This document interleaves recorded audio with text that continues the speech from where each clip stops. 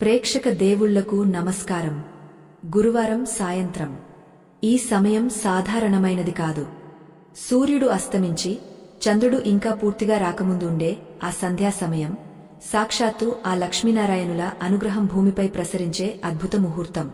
వారాల్లో గురువారానికి ఉన్న విశిష్టత అంతా ఇంతా కాదు. గురువు అంటే బృహస్పతి, అలాగే గురువు అంటే అజ్ఞానాన్ని తొలగించేవాడు. అందుకే గురువారం నాడు చేసే ఏ చిన్న దైవ కార్యమైనా అది మన తలరాతను మార్చే శక్తిని కలిగి ఉంటుంది. ముఖ్యంగా సాయంకాలం వేళ ఇంటి గడప దాటి లక్ష్మీదేవి లోపలికి ప్రవేశించడానికి సిద్ధంగా ఉండే సమయమది. సరిగా ఆ సమయంలో మన ఇంట్లో ఉండే గుప్పెడు బియ్యంతో ఒక చిన్న పని చేస్తే ఆ తల్లి కరుణ మనపై వర్షంలా కురుస్తుంది. అసలు బియ్యానికి లక్ష్మీదేవికి ఉన్న సంబంధమేంటి? గుప్పెడు బియ్యం మన జీవితాన్ని ఎలా మారుస్తుంది? ఈ ప్రశ్నలకు సమాధానంగా పురాణాల్లోనూ మన పెద్దల అనుభవాల్లోనూ ఒక అద్భుతమైన కథ దాగ ఉంది. దరిద్రం అనే చీకటిలో కూరుకుపోయిన ఒక నిరుపేద కుటుంబం కేవలం ఈ చిన్న పరిహారం ద్వారా రాజయోగాన్ని ఎలా పొందిందో తెలిపే ఈ గాథ మీ జీవితాలను కూడా ఖచ్చితంగా మలుపు తిప్పుతుంది. పూర్వం విదర్భ దేశంలోని ఒక మారుమూల గ్రామంలో సోమశేఖరుడు అనే ఒక బ్రాహ్మణుడు ఉండేవాడు. అతడు వేదాలను ఓపోసన పట్టకపోయినా నిత్యం హరినామ స్మరణలో గడిపేవాడు. అతనికి భార్య సుశీల. ఆమె పేరుకు తగ్గట్టే సుగుణాల రాశి. ఆ దంపతులకు కలిగిన సంపదల్లా ఆ గుడిసె, అందులో ఉండే ఒక చిన్న పూజా మందిరం వారి మనసు నిండా ఉన్న భక్తి మాత్రమే. తినడానికి తిండి లేకపోయినా, కట్టుకోవడానికి సరైన బట్టలు లేకపోయినా వారి ముఖంలో ఎప్పుడూ ఒక రకమైన శాంతి కనిపిస్తూ ఉండేది.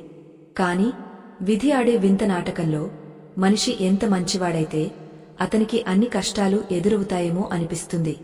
సోమశేఖరుడి పరిస్థితి కూడా అలాగే ఉండేది. అతడు గ్రామంలో పౌరోహిత్యం చేస్తూ దొరికిన దానితో కుటుంబాన్ని పోషించేవాడు. కాని రాను రాను కాలం మారింది. ప్రజల్లో భక్తి తగ్గిందో లేక సోమశేఖరుడి పూర్వకర్మమో తెలియదు కాని అతనికి పిలిచి పని ఇచ్చేవారు కరువయ్యారు. రోజులు గడుస్తున్న కొద్దీ ఆ కుటుంబం పస్తులు ఉండాల్సిన పరిస్థితి వచ్చింది. ఒక పూట తింటే 2 పూటలు పస్తులు ఉండేవారు. సుశీలమ్మ మాత్రం భర్తకు ఆకలి తెలియకుండా ఉండాలని తన వంతు అన్నం కూడా భర్తకే పెట్టి తాను మంచినీళ్లు తాగ కడుపు నింపుకునేది. సోమశేఖరుడు కూడా భార్య త్యాగాన్ని గమనించినట్టు నటిస్తూ ఆ బాధను దిగమింగుకుని దేవుడిపై భారం వేసి బతికేవాడు. వాళ్ల ఇల్లు ఎంత శిథిలావస్థలో ఉండేదంటే వాన వస్తే ఆ గుడిసె మొత్తం జలమయమయ్యేది. ఎండ వస్తే నిప్పుల కొలిమిలా మారేది.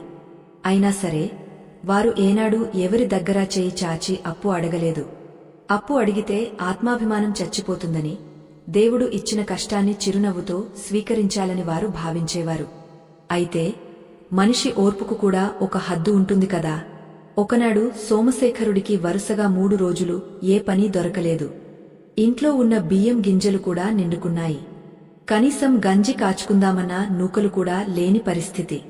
3వ రోజు రాత్రి సుశీల నీరసంగా గోడకు జారగలబడి కూర్చుంది. ఆమె కళ్లలో నీళ్లు సుడులు తిరుగుతున్నాయి. అది చూసిన సోమశేఖరుడి గుండె తరుక్కుపోయింది. సుశీలా, నా వల్ల నీకు ఈ కష్టాలు వచ్చాయి. పెళ్లి చేసుకుని నిన్ను సుఖపెడతానని ప్రమాణం చేశాను, కాని కనీసం కడుపు నిండా అన్నం కూడా పెట్టలేకపోతున్నాను అని ఆవేదనగా అన్నాడు. అప్పుడు సుశీల, ఏమండీ, అలా అనకండి. మన కష్టం ఎల్లకాలం ఉండదు. ఆ లక్ష్మీనారాయణుల దయ ఉంటే ఈ గుడిసె ఒకరోజు రాజప్రసాదం అవుతుంది. మనకు కావాల్సింది ఓపిక మాత్రమే అని భర్తను ఓదార్చింది. కాని ఆ రాత్రి వారికి నిద్ర పట్టలేదు. ఆకలి మంటలు కడుపులో రగులుతుంటే నిద్ర ఎలా వస్తుంది? ఆ రాత్రంతా సోమశేఖరుడు ఆకాశం వంక చూస్తూ, ఓ దేవా, నా భక్తిలో లోపముందా? లేక నా కర్మ ఇంకా తీరలేదా? కనీసం నా భార్య ఆకలైనా తీర్చలేవా అని మదనపడ్డాడు. మరునాడు గురువారం. ఉదయాన్నే నిద్రలేచిన సోమశేఖరుడు స్నానం ఆచరించి సూర్య నమస్కారం చేసుకున్నాడు. ఆ రోజు ఎలాగైనా కొంత ధాన్యం సంపాదించాలని నిశ్చయించుకున్నాడు. భార్యకు ధైర్యం చెప్పి గ్రామంలోకి బయలుదేరాడు. కాని ఆ రోజు అతనికి అంతా వ్యతిరేకంగానే జరిగింది. వెళ్లిన ప్రతిచోట ఈరోజు పని లేదు పంతులుగారు అనే సమాధానమే వచ్చింది. కొంతమంది అయితే మాకే తినడానికి లేదు, ఇక మీకేం పెడతాం అని ముఖం మీదే తలుపులు వేశారు. మధ్యాహ్నం అయ్యింది. ఎండ మండుతోంది. సోమశేఖరుడి కాళ్ళు తడబడుతున్నాయి. కళ్ళు బైర్లు కమ్ముతున్నాయి. అయినా ఇంటికి వట్టి చేతులతో వెళ్లలేక ఊరి చివర ఉన్న ఒక పాడుబడిన మండపం దగ్గర కూర్చున్నాడు. అక్కడ అతనికి ఒక విచిత్రమైన దృశ్యం కనిపించింది. ఒక వృద్ధ సాధువు చింపిరి జుట్టుతో, మాసిపోయిన బట్టలతో, చేతిలో ఒక చిన్న కమండలం పట్టుకుని కూర్చుని ఉన్నాడు. ఆయన చుట్టూ ఏదో తెలియని తేజస్సు ఆవరించి ఉంది. సోమశేఖరుడు ఆ సాధువును చూడగానే తన ఆకలిని కూడా మర్చిపోయి అప్రయత్నంగా చేతులు జోడించి నమస్కరించాడు. ఆ సాధువు కళ్ళు తెరిచి సోమశేఖరుడి వంక తీక్షణంగా చూశాడు. ఆ చూపులో ఒక రకమైన ఆకర్షణ, ఒక రకమైన భయం రెండూ ఉన్నాయి. నాయనా, ఆకలిగా ఉంది. గుప్పెడు మెతుకులు పెట్టగలవా అని ఆ సాధువు అడిగాడు. ఆ మాట వినగానే సోమశేఖరుడి కళ్లలో నీళ్లు తిరిగాయి. తనకే తినడానికి లేక అల్లాడుతుంటే ఈ మహాత్ముడు తనను అడుగుతున్నాడే అని బాధపడ్డాడు. స్వామీ, నా దురదృష్టం కొద్దీ నా దగ్గర మీకు ఇవ్వడానికి ఏమీ లేదు. 3 రోజుల నుంచి నేను, నా భార్య పస్తులు ఉన్నాం. నా ఆకలి కన్నా మీకు లేదని చెప్పాల్సి వచ్చినందుకు నా గుండె మండిపోతోంది అని కన్నీరు పెట్టుకున్నాడు సోమశేఖరుడు. అప్పుడు ఆ సాధువు చిరునవ్వు నవ్వి, నాయనా, నీ దగ్గర ఏమీ లేదని నువ్వు అనుకుంటున్నావు. కాని నీ ఇంట్లో ఆ వంటింటి మూల ఉన్న కుండలో ఇంకా గుప్పెడు బియ్యం మిగలే ఉన్నాయి. వెళ్ళి అవి తీసుకునిరా అన్నాడు. సోమశేఖరుడికి ఆశ్చర్యం వేసింది. తన ఇంట్లో బియ్యం నిండుకుని 3 రోజులైంది. ఆ కుండను తానే స్వయంగా బోర్లించాడు. అందులో ఒక్క గింజ కూడా లేదని అతనికి బాగా తెలుసు. కాని ఆ సాధువు అంత ఖచ్చితంగా ఎలా చెబుతున్నాడు? ఒకవేళ ఇది దైవలీల ఏమో, లేదా ఆ సాధువు తనను పరీక్షిస్తున్నాడేమో. ఏది ఏమైనా ఆ సాధువు మాట కాదనలేక పరుగున ఇంటికి వెళ్లాడు. ఇంటికి వెళ్లేసరికి సుశీల నీరసంగా పడుకుని ఉంది. భర్తను చూడగానే లేచి కూర్చుంది. ఏమండీ, ఏమైనా దొరికిందా అని ఆశగా అడిగింది. సోమశేఖరుడు ఆమెకు జవాబు చెప్పకుండా నేరుగా వంటింట్లోకి వెళ్లాడు. ఆ మూలన ఉన్న మట్టి కుండను చూశాడు. అది బోర్లించే ఉంది. తన మనసులో ఆ సాధువు చెప్పింది నిజం కాదేమో అనుకుంటూనే వణుకుతున్న చేతులతో ఆ కుండను తిరగేసి చూశాడు. అక్కడ జరిగిన అద్భుతం చూసి సోమశేఖరుడి గుండె ఆగపోయినంత పనైంది. ఆ కుండలో నిజంగానే సరిగ్గా గుప్పెడు బియ్యమున్నాయి. అవి ఎక్కడి నుండి వచ్చాయి? 3 రోజుల క్రితం లేనివి ఇప్పుడు ఎలా వచ్చాయి? ఇది ఆ సాధువు మహిమా, లేక తన ఇంట్లో ఉన్న లక్ష్మీదేవి కటాక్షమా? ఆనందంతో, ఆశ్చర్యంతో అతనికి నోట మాట రాలేదు. వెంటనే ఆ బియ్యాన్ని తన ఉత్తరీయంలో మూట కట్టుకుని భార్యకు కూడా చెప్పకుండా వాయువేగంతో ఆ సాధువు దగ్గరికి పరుగుతీశాడు. అప్పటికి సాయంకాలం కావస్తోంది. సూర్యుడు పడమటి కొండల్లోకి జారుకుంటున్నాడు. ఆకాశం ఎర్రగా మారుతోంది. పక్షులు గూళ్లకు చేరుకుంటున్నాయి. గురువారం సాయంత్రం వేళ వాతావరణం అంతా ప్రశాంతంగా, ఆధ్యాత్మికంగా మారింది. సోమశేఖరుడు ఆ సాధువు దగ్గరికి వెళ్లేసరికి ఆయన అక్కడే ధ్యాన ముద్రలో ఉన్నాడు. సోమశేఖరుడు ఆ బియ్యం మూటను ఆ సాధువు పాదాల ముందు పెట్టి సాష్టాంగ నమస్కారం చేశాడు. స్వామీ, మీరు చెప్పింది నిజమే. నా ఇంట్లో గుప్పెడు బియ్యమున్నాయి. ఇవి మీకోసమే. దయచేసి స్వీకరించండి అని వేడుకున్నాడు. సాధువు కళ్ళు తెరిచి ఆ బియ్యం వంక చూశాడు. కాని ఆయన వాటిని తీసుకోలేదు. బదులుగా ఆయన సోమశేఖరుడి ముఖంలోకి చూసి, నాయనా, ఈ బియ్యం నా ఆకలి తీర్చడానికి కాదు, నీ దరిద్రాన్ని తీర్చడానికి పుట్టాయి. ఇవి సామాన్యమైన బియ్యం కాదు. సాక్షాత్తు అన్నపూర్ణాదేవి అనుగ్రహం పొందిన అక్షతలు అని గంభీరంగా పలికాడు. సోమశేఖరుడికి ఏం జరుగుతోందో అర్థం కాలేదు. స్వామీ, నాకు అర్థం కావడం లేదు. ఈ గుప్పెడు బియ్యంతో నా దరిద్రం ఎలా తీరుతుంది? ఇవి మేము వండుకుని తింటే కనీసం ఒక్కరి ఆకలి కూడా తీరదు కదా అని అమాయకంగా అడిగాడు. అప్పుడు ఆ సాధువు ఒక రహస్యాన్ని చెప్పడానికి సిద్ధమయ్యాడు. విను సోమశేఖరా, మనిషికి ఆకలి తీరడం ముఖ్యం కాదు, ఆకలి లేని స్థితి కలగడం ముఖ్యం. సంపద అంటే కేవలం ధనం కాదు, తృప్తి. కాని ఆ తృప్తి కలగాలంటే లక్ష్మీదేవి అనుగ్రహముండాలి. లక్ష్మీదేవి చంచలమైనది. ఆమె ఒకచోట స్థిరంగా ఉండదు. కాని గురువారం సాయంత్రం గోధూళి వేళలో ఆమెను మన ఇంటికి రప్పించుకుని శాశ్వతంగా మన ఇంట్లో ఉండేలా చేసే ఒక శక్తివంతమైన తాంత్రిక విధానముంది. దానికి కావాల్సింది వేల కొద్ది బంగారు నాణేలు కాదు, కేవలం స్వచ్ఛమైన మనసు మరియు ఈ గుప్పెడు బియ్యం అని చెప్పాడు. నిజమే కదా, మనం ఎన్నో పూజలు చేస్తాం, ఎన్నో వ్రతాలు చేస్తాం, కాని సరైన సమయం, సరైన విధానం తెలియకపోతే ఆ ఫలితం మనకు అందదు. మన పురాణాల్లో, శాస్త్రాల్లో ఇలాంటి చిన్న చిన్న పరిహారాలే పెద్ద పెద్ద సమస్యలను తీర్చిన దాఖలాలు ఎన్నో ఉన్నాయి. ఈ కథలో సోమశేఖరుడికి ఆ సాధువు చెప్పబోయే ఆ రహస్యం మనందరికీ కూడా ఎంతో ఉపయోగపడుతుంది. ఇంతటి గొప్ప విషయం మన సనాతన ధర్మంలోని అద్భుతమైన జ్ఞానం నలుగురికి చేరాలంటే మీ ప్రోత్సాహం మాకు ఎంతో అవసరం. మన సంస్కృతిని, మన ఆచారాలను గౌరవించే ప్రతి ఒక్కరూ ఈ ప్రయత్నాన్ని మనస్ఫూర్తిగా లైక్ చేస్తారని ఆశిస్తున్నాను. మీ ఒక్క లైక్ ఈ కథను మరింత మందికి చేరుస్తుంది. ఇక కథలోకి వెళ్తే, ఆ సాధువు చెప్పిన మాటలు సోమశేఖరుడిలో కొత్త ఆశను రేకెత్తించాయి. స్వామీ, ఆ విధానమేమిటి? నేను ఏం చేయాలి? నా దరిద్రం పోవడానికి, నా భార్య కష్టాలు తీరడానికి నేను ఏమైనా చేస్తాను అని అన్నాడు.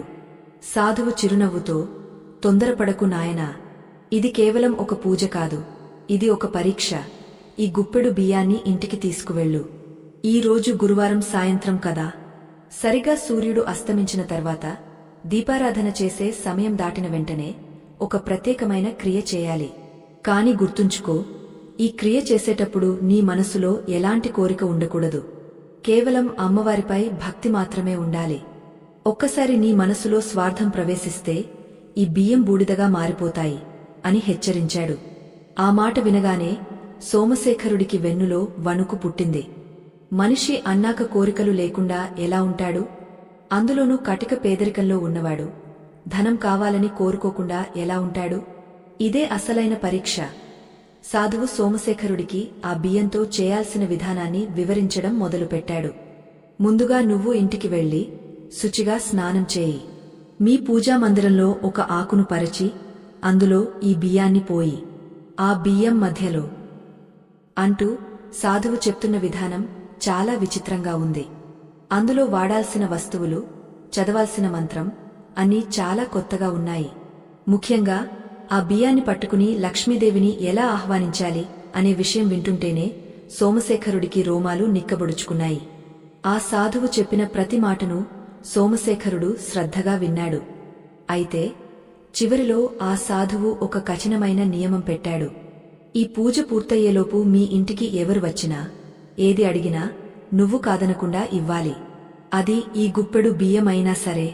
నువ్వు పూజలో ఉన్నప్పుడు సాక్షాత్తు లక్ష్మీదేవి ఏ రూపంలోనైనా రావచ్చు. ఒకవేళ నువ్వు లోభంతో ఎవరినైనా వెనక్కి పంపితే నీ జీవితం ఇక ఎప్పటికీ మారదు అని చెప్పి ఆ సాధువు కళ్ళు మూసుకుని మళ్లీ ధ్యానంలోకి వెళ్లిపోయాడు. సోమశేఖరుడు ఆ బియ్యం మూటను గుండెలకు హత్తుకుని ఇంటికి బయలుదేరాడు. దారి పొడవునా అతనికి ఆ సాధువు మాటలే వినిపిస్తున్నాయి. ఎవరు వచ్చినా దానం చేయాలి, కాని ఇంట్లో ఉన్నదే గుప్పెడు బియ్యం. అవి దానం చేస్తే పూజ ఎలా చేస్తాడు? పూజ చేయకపోతే దరిద్రం ఎలా పోతుంది? ఈ సందిగ్ధంలో సోమశేఖరుడు ఇంటికి చేరుకునేసరికి చీకటి పడింది. ఆకాశంలో నక్షత్రాలు మెరుస్తున్నాయి. ఊరంతా నిశ్శబ్దంగా ఉంది. ఇంటి తలుపులు తీసి లోపలికి వెళ్లాడు. సుశీల దీపం వెలిగించడానికి నూనె లేక ఒక చిన్న ప్రమిదలో ఆముదం పోసి వత్తి వెలిగస్తోంది. ఆ చిన్న వెలుతురులో ఆమె ముఖం వాడిపోయి కనిపిస్తోంది. సోమశేఖరుడు భార్యను పిలిచి, సుశీల, త్వరగా స్నానం చేసిరా. ఈరోజు మన తలరాత మారబోయే రోజు. ఆ దేవుడు మనకు ఒక మార్గం చూపించాడు అని ఉత్సాహంగా చెప్పాడు. సుశీలకు ఏమీ అర్థం కాలేదు కాని భర్త మాటను జవదాటకుండా స్నానం చేయడానికి వెళ్ళింది. సోమశేఖరుడు కూడా స్నానం చేసి మడి బట్టలు కట్టుకుని ఆ గుప్పెడు బియ్యాన్ని పూజాగదిలో ఒక పళ్ళెంలో పోశాడు. ఆ బియ్యం ఆ దీపం వెలుతురులో తళతళా మెరుస్తున్నాయి. అవి మామూలు బియ్యంలా లేవు, బంగారు మనుల్లా అనిపిస్తున్నాయి. సరిగ్గా అప్పుడే బయట ఉరుములు మొదలయ్యాయి. అకస్మాత్తుగా వాతావరణం మారిపోయింది. గాలి బలంగా వీచడం మొదలైంది. ఆ గుడిసె కప్పు ఊగపోతోంది. దీపం రెపరెపలాడుతోంది. సోమశేఖరుడు భయపడ్డాడు. పూజ మొదలుపెట్టకముందే ఇలాంటి అవాంతరాలు వస్తున్నాయంటే ఇది దేనికి సంకేతం? సుశీల పూజా గదిలోకి వచ్చింది. ఇద్దరు కలిసి ఆ పళ్ళెం ముందు కూర్చున్నారు. సోమశేఖరుడు సాధువు చెప్పిన మంత్రాన్ని జపించడానికి కళ్ళు మూసుకున్నాడు. ఓం మహాలక్ష్మే చ విద్మహే అంటూ మంత్రం మొదలుపెట్టాడు. అంతలోనే ఇంటి బయట నుండి ఒక పిలుపు వినిపించింది. అయ్యా, కాస్త మంచినీళ్లు ఉంటే పోయండి, గొంతు ఎండిపోతోంది. ఆ గొంతు చాలా దీనంగా, వృద్ధాప్యపు వణుకుతో ఉంది. సోమశేఖరుడు కళ్ళు తెరిచాడు. సుశీల భర్త వైపు చూసింది. ఇద్దరి గుండెల్లో రాయి పడ్డట్టు అయ్యింది. సాధువు చెప్పిన మాట గుర్తొచ్చింది. ఎవరు వచ్చినా కాదనకూడదు. కాని బయట ఉన్నది ఎవరు? ఈ తుఫానులో ఈ రాత్రి వేళ ఎవరు వచ్చారు? సుశీల నెమ్మదిగా లేచి తలుపు తీయడానికి వెళ్ళింది. సోమశేఖరుడు ఉత్కంఠగా చూస్తున్నాడు. తలుపు తీయగానే బయట కనిపించిన దృశ్యం చూసి సుశీల నోటివెంట మాట రాలేదు. అక్కడ నిలబడింది మనిషా, లేక మరేదైనా సక్తా? అక్కడ నిలబడింది మనిషా, లేక మరేదైనా సక్తా? సుశీల గుండె వేగంగా కొట్టుకోవడం మొదలైంది. బయట కుండపోతగా వర్షం కురుస్తోంది. ఆ చీకట్లో, ఆ హోరుగాలిలో నిలబడి ఉన్నది ఒక వృద్ధురాలు. ఆమె రూపం చూస్తే ఎవరికైనా భయం కలగక మానదు. చింపిరి జుట్టు వర్షానికి తడిసి ముద్దై ముఖం మీద పడుతోంది. ఒంటినిండా మురికి బట్టలు, అవి కూడా అక్కడెక్కడా చిరిగపోయి ఉన్నాయి. ఆమె చర్మం ముడతలు పడి ఎండిపోయిన చెట్టు బెరడులా ఉంది. కళ్లలో ప్రాణం ఉన్నట్టే లేదు. అవి లోతుకు కూరుకుపోయి రెండు నిప్పు కణికల్లా మెరుస్తున్నాయి. ఆమె చేతిలో ఒక కర్ర ఉంది. దాని ఆధారంగా ఆమె వణుకుతూ నిలబడింది. ఆమె దేహం నుండి ఒక రకమైన దుర్వాసన వస్తోంది. అది ఆ వర్షపు గాలిలో కూడా స్పష్టంగా తెలుస్తోంది. అమ్మా, దాహం. ఆ వృద్ధురాలు మళ్లీ అడిగింది. ఆమె గొంతు రాతిమీద రాయి గీసినట్లుగా కీచుగా, భయానకంగా ఉంది. సుశీల భయాన్ని దిగమింగుకుని మనసులో ధైర్యం తెచ్చుకుంది. లోపలికి రండి అవ్వా, వర్షంలో తడిసిపోతున్నారు అని పక్కకు జరిగింది. ఆ వృద్ధురాలు కర్ర టక్కు టక్కుమని చప్పుడు చేస్తూ లోపలికి అడుగుపెట్టింది. ఆమె అడుగుపెట్టిన మరుక్షణం ఇంటి లోపల ఉన్న వాతావరణం అంతా మారిపోయినట్టు అనిపించింది. అప్పటి వరకు ప్రశాంతంగా ఉన్న పూజా గదిలోని దీపం ఒక్కసారిగా పెద్దగా ఎగసిపడింది. సోమశేఖరుడు పూజా మందిరం నుండి లేచి వచ్చాడు. ఆ వృద్ధురాలిని చూడగానే అతనికి ఆ సాధువు చెప్పిన మాటలు గుర్తొచ్చాయి. నీ పూజా సమయంలో ఎవరు వచ్చినా కాదనకూడదు. ఇదేనా ఆ పరీక్ష? ఇంత భయంకరమైన రూపంలో లక్ష్మీదేవి వస్తుందా? లేక ఇది తన సహనాన్ని పరీక్షించడానికి వచ్చిన దరిద్ర దేవత? ఏది ఏమైనా అతిథి దేవుడితో సమానం. సోమశేఖరుడు ఆమెకు నమస్కరించి, కూర్చోండి తల్లి అని తన దగ్గర ఉన్న ఒకే ఒక్క చిరిగిపోయిన చాపను పరిచాడు. ఆమె కూర్చోలేదు. ఆమె చూపు నేరుగా సోమశేఖరుడి కళ్లలోకి గుచ్చుకుంది. నీళ్లు కాదు, నాకు ఆకలిగా ఉంది. కడుపులో పేగులు మెలిపెడుతున్నాయి. తినడానికి ఏమైనా పెట్టు అని అడిగింది. ఈ మాట వినగానే సోమశేఖరుడు, సుశీల ఒకరి ముఖం ఒకరు చూసుకున్నారు. ఇంట్లో ఉన్నది గుప్పెడు బియ్యం మాత్రమే. అవి కూడా పూజ కోసం, లక్ష్మీదేవి ఆవాహన కోసం పళ్ళెంలో పోసి ఉంచారు. అవి వండుకుంటే ఇద్దరికి సరిపోవు. కాని ఈమెకు పెడితే పూజ ఆగపోతుంది. పూజ ఆగపోతే తమ దరిద్రం ఎప్పటికీ తీరదు. ఆ సాధువు చెప్పిన అద్భుత పరిహారం విఫలమవుతుంది. సోమశేఖరుడి మనసులో ఘర్షణ మొదలైంది. ఒకవైపు భవిష్యత్తులో తమ కష్టాలు తీరుతాయన్న ఆశ, మరోవైపు కళ్ల ముందు ఆకలితో అలమటిస్తున్న ఒక జీవి. పూజ ముఖ్యమా, ప్రాణం ముఖ్యమా? అతడు సందిగ్ధంలో పడ్డాడు. ఆ వృద్ధురాలు మాత్రం ఆగలేదు. ఏంటి ఆలోచిస్తున్నారు? పేదవాడి ఆకలి పేదవాడికే తెలుస్తుందంటారు. కాని మీరు కూడా ఆ జమీందార్లలాగే నన్ను వెళ్లగొడతారా? మీ ఇంట్లో బియ్యం వాసన నాకు వస్తోంది. అబద్ధం చెప్పకండి అని గద్దించింది. నిజమే, ఆ బియ్యం సామాన్యమైనవి కావు. అవి అన్నపూర్ణాదేవి కటాక్షం పొందినవి. అందుకే వాటి నుండి వండకముందే ఒక కమ్మని వాసన వస్తోంది. ఆ వాసన ఆ వృద్ధురాలిని ఆకర్షించి ఉంటుంది. సోమశేఖరుడు దీర్ఘంగా ఊపిరి పీల్చుకున్నాడు. అతనికి ఒక నిర్ణయానికి రావడానికి ఎంతో సేపు పట్టలేదు. అతడు సుశీల వైపు చూసి, సుశీలా, పూజ అంటే కేవలం మంత్రాలు చదవడం కాదు. ఎదుటివారిలో ఉన్న దేవుణ్ణి సంతృప్తి పరచడం. ఈ వృద్ధురాలి ఆకలి తీర్చడమే ఇప్పుడు మనకు అసలైన పూజ. ఆ బియ్యం తీసుకురా, వండి ఈమెకు పెడదాం అన్నాడు. సుశీల కళ్లలో నీళ్లు తిరిగాయి. తన భర్త ఉదార స్వభావానికి ఆమె గర్వపడింది. సరేనండి అని పూజా గదిలోకి వెళ్లి ఆ పళ్ళెంలో ఉన్న బియ్యాన్ని తీసుకువచ్చింది. ఆ బియ్యం చేతిలోకి తీసుకోగానే ఆమెకు ఒక విచిత్రమైన అనుభూతి కలిగింది. అవి బరువుగా, వెచ్చగా అనిపించాయి. ఆమె వంటింట్లోకి వెళ్లి కుండలో నీళ్లు పోసి పొయ్యి వెలిగించింది. అయితే ఇక్కడ మరో సమస్య ఎదురైంది. ఆ వృద్ధురాలు ఊరుకోలేదు. నాకు అన్నం మాత్రమే కాదు, పులుసు కూడా కావాలి. ఒట్టి అన్నం ఎలా తినమంటావు అని మొండికేసింది. సోమశేఖరుడికి ఏం చేయాలో పాలుపోలేదు. ఇంట్లో కనీసం ఉప్పు, కారం కూడా లేవు. కూరగాయలు లేవు. కేవలం బియ్యం మాత్రమే ఉన్నాయి. అమ్మా, మా పరిస్థితి మీకు తెలుసు కదా. ఉన్నది ఈ బియ్యం మాత్రమే. కూర చేయడానికి మా దగ్గర ఏమీ లేదు. దయచేసి అర్థం చేసుకోండి అని బతిమాలాడు. కాని ఆ వృద్ధురాలు వినలేదు. చిన్నపిల్లలా ఏడుపు మొదలుపెట్టింది. అమ్మో, ఆకలి! నాకు పులుసు అన్నం కావాలి, లేకపోతే నా ప్రాణం ఇక్కడే పోతుంది అని గట్టిగట్టిగా అరవడం మొదలుపెట్టింది. ఆమె అరుపులకు బయట ఉరుముల శబ్దం తోడైంది. ఆ వాతావరణం చాలా భయానకంగా మారింది. అప్పుడు సుశీల వంటింటి నుండి బయటకు వచ్చి, అవ్వా, ఏడవకండి. మా పెరట్లో మునగ చెట్టు ఉంది. ఆకులు కోసి ఉన్నంతలో ఏదో ఒకటి చేస్తాను. కాసేపు ఓపిక పట్టండి అని చెప్పి ఆ వర్షంలోనే పెరట్లోకి వెళ్ళింది. చిమ్మ చీకటిలో, జారుతున్న బురదలో వర్షానికి తడుస్తూ ఆమె మునగ ఆకులు కోసింది. ఆమె కాళ్లకు ముళ్ళు గుచ్చుకున్నాయి. కాని ఆమె లెక్క చేయలేదు. తన కష్టం గురించి కాకుండా ఇంటికి వచ్చిన అతిథి ఆకలి గురించి మాత్రమే ఆమె ఆలోచించింది. ఆమె లోపలికి వచ్చి తడి బట్టలతోనే వంట చేయడం మొదలుపెట్టింది. సోమశేఖరుడు ఆ వృద్ధురాలి పక్కన కూర్చుని ఆమెకు విసురుతూ, తల్లీ, కాసేపట్లో అన్నం తయారవుతుంది అని ఓదార్చాడు. ఆ సమయంలో సోమశేఖరుడి మనసులో ఒకటే ఆలోచన మెదులుతోంది. ఈరోజు గురువారం, లక్ష్మీ పూజ చేయాల్సిన సమయమిది. కాని నేను దాన్ని పక్కన పెట్టి మానవ సేవ చేస్తున్నాను. అమ్మా లక్ష్మీదేవి, నా ఈ చర్యలో తప్పుంటే క్షమించు. కాని ఆకలితో ఉన్నవారిని పంపి నిన్ను పూజించడం నాకు న్యాయం అనిపించడం లేదు. ఇంతటి గొప్ప సంస్కారం మన దేశంలోనే ఉంది. మానవ సేవే మాధవ సేవ అని నమ్మి తమకు లేకపోయినా ఇతరులకు పెట్టే గుణం మన రక్తంలోనే ఉంది.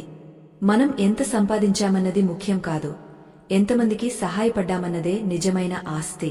ఇలాంటి మంచి విషయాలు, మన ధర్మంలోని గొప్పతనం 10 మందికి తెలియజెప్పడమే మా ఉద్దేశ్యం. మా ఈ ప్రయత్నం మీకు నచ్చితే దయచేసి ఈ వీడియోని లైక్ చేసి మీ మద్దతు తెలియజేయండి. మీరు చేసే ఒక్క లైక్ మాకు ఎంతో బలాన్నిస్తుంది. వంట పూర్తయింది. ఆ గుప్పెడు బియ్యం ఉడికిన తర్వాత కుండ నిండా అన్నం అయినట్టు అనిపించింది. ఆ అన్నం నుండి వస్తున్న సువాసన ఇల్లంతా వ్యాపించింది. అది సామాన్యమైన అన్నం వాసన కాదు, అమృతం ఉడికితే వచ్చే వాసనలా ఉంది. సుశీల ఆ మునగాకుతో చేసిన పచ్చడిని, వేడివేడి అన్నాన్ని ఒక విస్తరిలో వడ్డించింది. ఆ వృద్ధురాలు ఆత్రంగా విస్తరి దగ్గరికి జరిగింది. ఆమె తినే తీరు చూస్తే జన్మలో అన్నం చూడలేదేమో అనిపించింది. 2 చేతులతో అన్నాన్ని కలుపుకుని గబగబా తినడం మొదలుపెట్టింది. ఆమె తింటున్నంతసేపు సోమశేఖరుడు, సుశీల ఆమెనే చూస్తూ ఉండిపోయారు. తమ ఆకలిని మరిచిపోయి ఆమె తృప్తిగా తినడాన్ని చూసి ఆనందించారు. మొత్తం అన్నం తినేసింది. కుండలో ఒక్క మెతుకు కూడా మిగలలేదు. సుశీల, సోమశేఖరుడు రేపటి గురించి లేదా తమ ఆకలి గురించి ఆలోచించలేదు. అతిథి కడుపు నిండింది చాలు అనుకున్నారు. ఆ వృద్ధురాలు చేతులు కడుక్కుని త్రేంచింది. కడుపు నిండిందా అమ్మా అని సోమశేఖరుడు ఆప్యాయంగా అడిగాడు. ఆ వృద్ధురాలు ఒక విచిత్రమైన నవ్వు నవ్వింది. ఆ నవ్వులో వెటకారముందో ఆనందముందో అర్థం కాలేదు. కడుపు నిండింది నాయనా, కాని మనసు నిండలేదు అంది. అదేంటి తల్లీ, ఇంకేమైనా కావాలా అని సుశీల అడిగింది. నాకు నిద్ర వస్తోంది. ఈ వర్షంలో నేను బయటకు వెళ్లలేను. ఈ రాత్రికి ఇక్కడే పడుకుంటాను. కాని నాకు నేలమీద పడుకోవడం అలవాటు లేదు. నాకు మెత్తటి పక్క కావాలి అని మళ్లీ డిమాండ్ చేసింది. సోమశేఖరుడి ఇంట్లో ఉన్నది ఒక్కటే నులక మంచం. దానిమీద పాత దుప్పట్లు ఉన్నాయి. తాను, తన భార్య ఎప్పుడూ నేలమీదే చాప వేసుకుని పడుకుంటారు. ఆ మంచం కూడా అతిథులకు లేదా దేవుడి ఉత్సవ విగ్రహాలకు వాడతారు. సోమశేఖరుడు వెంటనే, తప్పకుండా తల్లీ, ఆ మంచమీద పడుకోండి అని చెప్పి ఉన్న పాత దుప్పట్లను దులిపి ఆమెకు పక్క సిద్ధం చేశాడు. ఆ వృద్ధురాలు మంచం మీద పడుకుంది. కాని నిద్రపోలేదు. దగ్గుతూ, మూలుగుతూ ఇల్లంతా గందరగోళం చేసింది. సోమశేఖరుడు, సుశీల ఆమె కాళ్లు పట్టి ఆమెకు సేవ చేయడం మొదలుపెట్టారు. రాత్రి గడుస్తోంది. తుఫాను ఉధృతం అవుతోంది. ఇంటి పైకప్పు నుండి నీళ్లు కారడం మొదలయ్యాయి. ఆ నీళ్లు వృద్ధురాలిమీద పడకుండా సోమశేఖరుడు ఒక గిన్నె పట్టుకుని నిలబడ్డాడు. సుశీల ఆమెకు చలి వేయకుండా తన కొంగు కప్పింది. రాత్రంతా వారు నిద్రపోలేదు. నిలబడి ఆ వృద్ధురాలికి సేవ చేస్తూనే ఉన్నారు. తెల్లవారుజాము కావస్తోంది. వృద్ధురాలి దగ్గు తగ్గింది. ఆమెగాగా నిద్రలోకి జారుకుంది. సోమశేఖరుడు, సుశీల అలసిపోయి గోడకు ఆనుకుని కూర్చున్నారు. ఏమండీ, మనం పూజ చేయలేకపోయాం అని సుశీల బాధగా అంది. లేదే సుశీలా, మనం ఈ రాత్రి చేసిన సేవ ఏ పూజ కన్నా తక్కువ కాదు. ఆ సాధువు చెప్పినట్టు మనకు దక్కాల్సిన ఫలితం దక్కకపోయినా పర్వాలేదు, కాని ఒక జీవికి సహాయం చేశామన్న తృప్తి మిగిలింది అని సోమశేఖరుడు అన్నాడు. సరిగ్గా అప్పుడే కోడి కూసింది. తెల్లవారింది. వాన వెలిసింది. సోమశేఖరుడు లేచి చూసేసరికి మంచమీద ఆ వృద్ధురాలు లేదు. అతడు ఆశ్చర్యపోయాడు. సుశీలా, ఆ అవ్వ ఎక్కడికి వెళ్ళింది అని అడిగాడు. ఇద్దరూ ఇల్లంతా వెతికారు. పెరట్లో చూశారు. వీధిలోకి వెళ్లి చూశారు. ఎక్కడా ఆమె జాడలేదు. అంత ముసలి మనిషి, కనీసం నడవలేని స్థితిలో ఉన్న ఆమె ఎవరికీ చెప్పకుండా అంత పొద్దున్నే ఎక్కడికి వెళ్తుంది? తలుపులు కూడా లోపలి నుండే గడియ పెట్టి ఉన్నాయి. మరి ఆమె ఎలా బయటకు వెళ్ళింది? ఇది కలనా లేక నిజమా అని వారు అనుమానపడ్డారు. కాని రాత్రి ఆమె తిన్న విస్తరి అక్కడే ఉంది. ఆమె పడుకున్న మంచం మీద ముడతలు అలాగే ఉన్నాయి. అంటే ఆమె వచ్చింది నిజమే. కాని ఎలా మాయమైంది? సోమశేఖరుడు ఆలోచనలో పడ్డాడు. అప్పుడు అతని చూపు పూజా మందిరం వైపు మళ్ళింది. రాత్రి హడావిడిలో పూజాగది తలుపులు సరిగా వేయలేదు. అక్కడి నుండి ఒక వింతైన కాంతి బయటకు వస్తోంది. బంగారు వర్ణంలో కళ్ళు మిరుమిట్లు గొలిపేంత ప్రకాశవంతంగా ఆ కాంతి ఉంది. సుశీలా, అటు చూడు అని సోమశేఖరుడు చూపించాడు. ఇద్దరూ భయంగా, ఆశ్చర్యంగా ఆ కాంతి వస్తున్న వైపు అడుగులు వేశారు. పూజా మందిరం దగ్గరికి వెళ్లి చూసేసరికి అక్కడ కనిపించిన దృశ్యం వారిని దిగ్భ్రాంతికి గురిచేసింది. రాత్రివారు ఖాళీ చేసిన పళ్ళెం ఇప్పుడు ఖాళీగా లేదు. ఆ పళ్ళెంలో గుప్పెడు బియ్యానికి బదులుగా గుప్పెడు బంగారు నాణేలు ఉన్నాయి. అవి తళతళా మెరుస్తూ ఆ గది మొత్తాన్ని కాంతితో నింపుతున్నాయి. ఆ నాణేల మధ్యలో ఒక చిన్న కాగితం మడతపెట్టి ఉంది. సోమశేఖరుడు వణుకుతున్న చేతులతో ఆ కాగితాన్ని తీసి చదివాడు. అందులో ఇలా రాసి ఉంది: పరీక్షలో గెలిచావు సోమశేఖరా. పూజ అంటే కేవలం విధానం కాదు, త్యాగం. ఆకలితో ఉన్నప్పుడు అన్నం పెట్టడం, కష్టంలో ఉన్నప్పుడు సేవ చేయడం మించిన పూజ లేదు. నిన్న రాత్రి మీ ఇంటికి వచ్చింది ఎవరో కాదు. ఆ వాక్యం చదవగానే సోమశేఖరుడి కళ్లలో నుండి ధారాపాతంగా నీళ్లు కారడం మొదలయ్యాయి. ఆ వృద్ధురాలు ఎవరో అతనికి అర్థమైంది.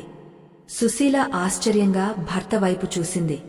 ఎవరండి ఆమె అని అడిగింది. సోమశేఖరుడు నోరు తెరిచి చెప్పేలోపే ఇంటి బయట నుండి ఒక గంభీరమైన గొంతు వినిపించింది. సోమశేఖరా, సోమశేఖరా, తలుపు తీయి. ఆ గొంతులో అధికారముంది. అది ఎవరో సామాన్యుడి గొంతు కాదు, రాజభటుల గొంతులా ఉంది.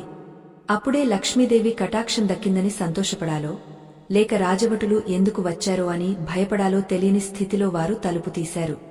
బయట ఆ ఊరి జమీందారు తన సైన్యంతో నిలబడి ఉన్నాడు. ఆయన ముఖం కోపంతో ఎర్రబడి ఉంది. నిన్న రాత్రి నా తోటలో దొంగతనం జరిగింది. ఆ దొంగ ఈ గుడిసె వైపే పరిగెత్తడం నా సేవకులు చూశారు. మర్యాదగా ఆ దొంగను మాకు అప్పగించు, లేదా నీ ఇల్లు సోదా చేయాల్సి ఉంటుంది అని జమీందారు గద్దించాడు. సోమశేఖరుడి గుండె ఆగపోయినంత పనైంది. ఇంట్లో ఇప్పుడే అద్భుతంగా వెలిసిన బంగారు నాణేలు ఉన్నాయి.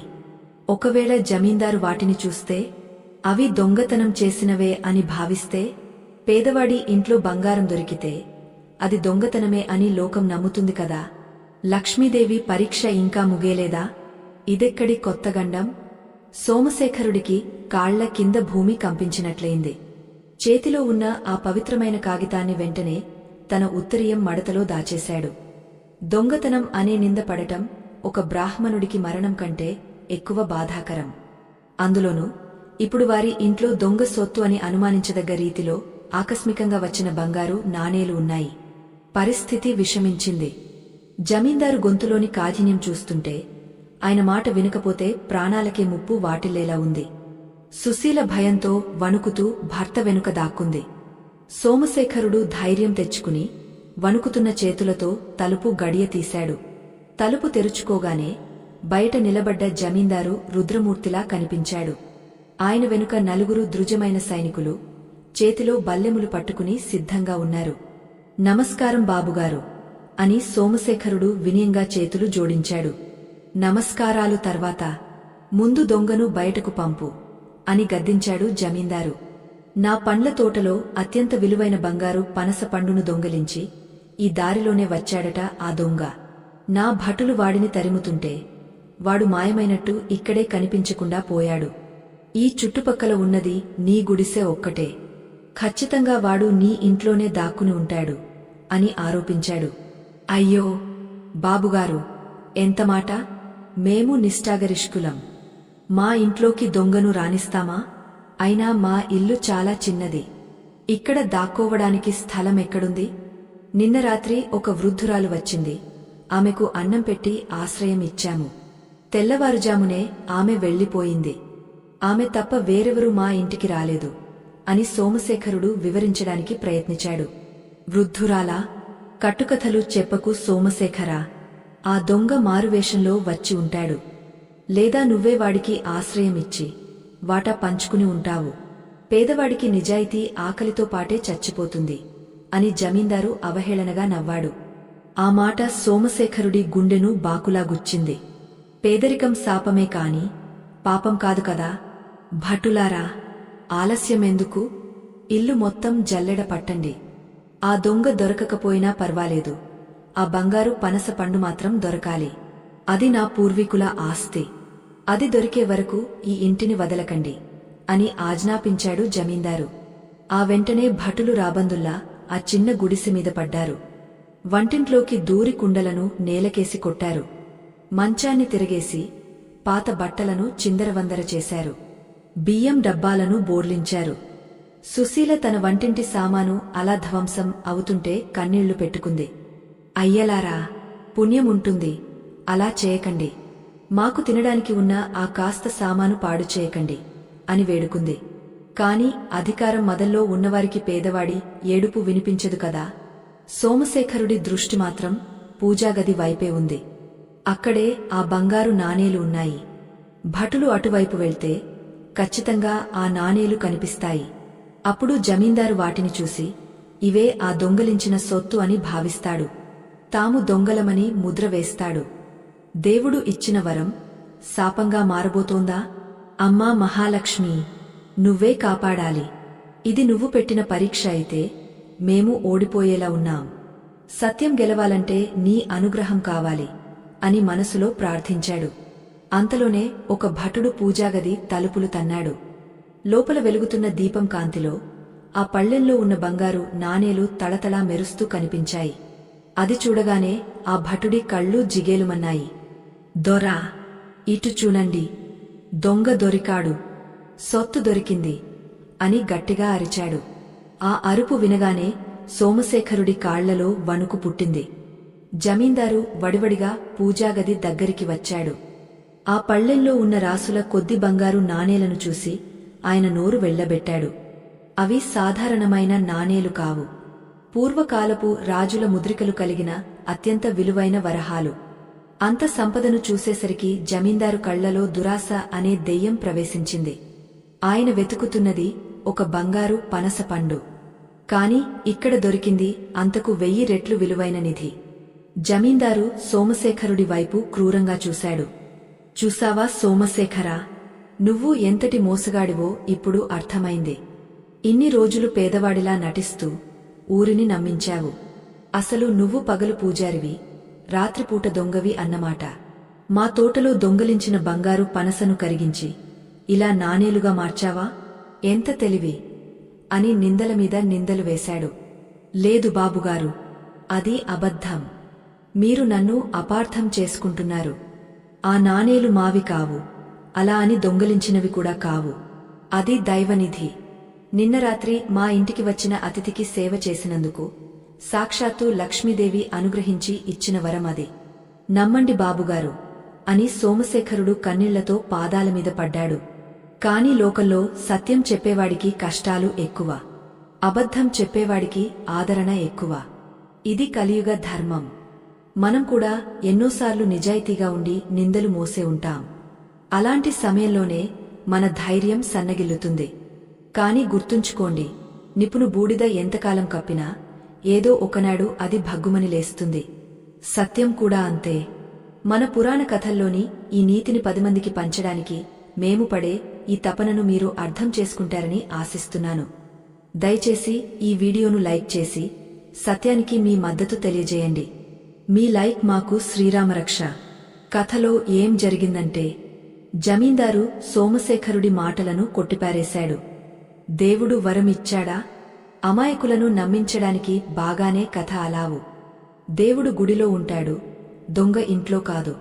ఈ నాణేలు చూస్తుంటే ఇవి నా ముత్తాతల కాలం నాటి నిధిలా ఉన్నాయి. ఇవి ఖచ్చితంగా మా పూర్వీకులు ఎక్కడో దాచిపెట్టినవి. నువ్వు వాటిని అపహరించి ఉంటావు అని తీర్మానించాడు. అతను భటులను ఆదేశించాడు.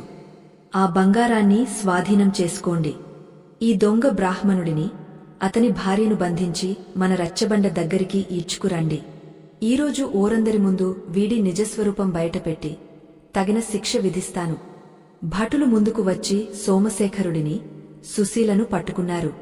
సుశీల ఏడుస్తూ, అమ్మో, మా ఆయన ఏ తప్పు చేయలేదు, మమ్మల్ని వదిలేయండి అని అరుస్తోంది.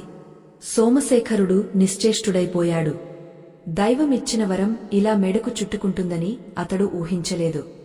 అయితే ఎప్పుడైతే ఒక భటుడు ఆ పళ్ళెంలోని బంగారు నాణేలను చేత్తో పట్టుకోవడానికి ప్రయత్నించాడో అక్కడ ఒక విచిత్రం జరిగింది. ఆ నాణేలను తాకగానే ఆ భటుడు అమ్మో అని గట్టిగా అరుస్తూ వెనక్కి ఎగిరిపడ్డాడు. అతని చేతులు కాలిపోయినట్లుగా ఎర్రగా కందిపోయాయి. ఏమైందిరా అని జమీందారు అడిగాడు. దొరా, అవి మామూలు నాణేలు కావు, నిప్పు కణికల్లా ఉన్నాయి. తాకితే చాలు చేతులు కాలిపోతున్నాయి అని ఆ భటుడు ఏడుస్తూ చెప్పాడు. జమీందారుకు ఆశ్చర్యం వేసింది. ఏంటి, బంగారం కాలుతుందా? మీరేదో నాటకాలు ఆడుతున్నారు అని తానే స్వయంగా ముందుకు వెళ్లాడు. సోమశేఖరుడు వారిని ఆపడానికి ప్రయత్నించాడు. బాబుగారు, వద్దు, వాటిని తాకకండి. అవి దైవశక్తి కలిగినవి. పవిత్రమైన మనసు లేనివారు వాటిని తాకితే ప్రమాదం అని హెచ్చరించాడు. కాని అహంకారంతో ఉన్న జమీందారు ఆ మాట వినలేదు. నన్నే భయపెడతావా అని కోపంతో ఆ పళ్ళెంలో చేయి పెట్టాడు. మరుక్షణం ఒక పెద్ద షాక్ కొట్టినట్టుగా జమీందారు శరీరం కంపించింది. ఆయన చేతికి ఏదో తేలు కుట్టినట్టుగా విపరీతమైన మంట పుట్టింది. ఆయన చేతిలోని ఉంగరాలు కూడా నల్లగా మారిపోయాయి. అమ్మో, బాబోయ్ అని జమీందారు కేకలు వేస్తూ వెనక్కి తగ్గాడు. అతని చేతి వేళ్లు కమిలిపోయాయి. ఆ గదిలో ఉన్న దీపం మరింత ప్రకాశవంతంగా వెలగడం మొదలైంది. ఆ వెలుగులో గోడమీద లక్ష్మీదేవి పటం నుండి ఒక చిరునవ్వు కనిపిస్తున్నట్లు అనిపించింది. జమీందారు భయంతో, కోపంతో ఊగపోయాడు.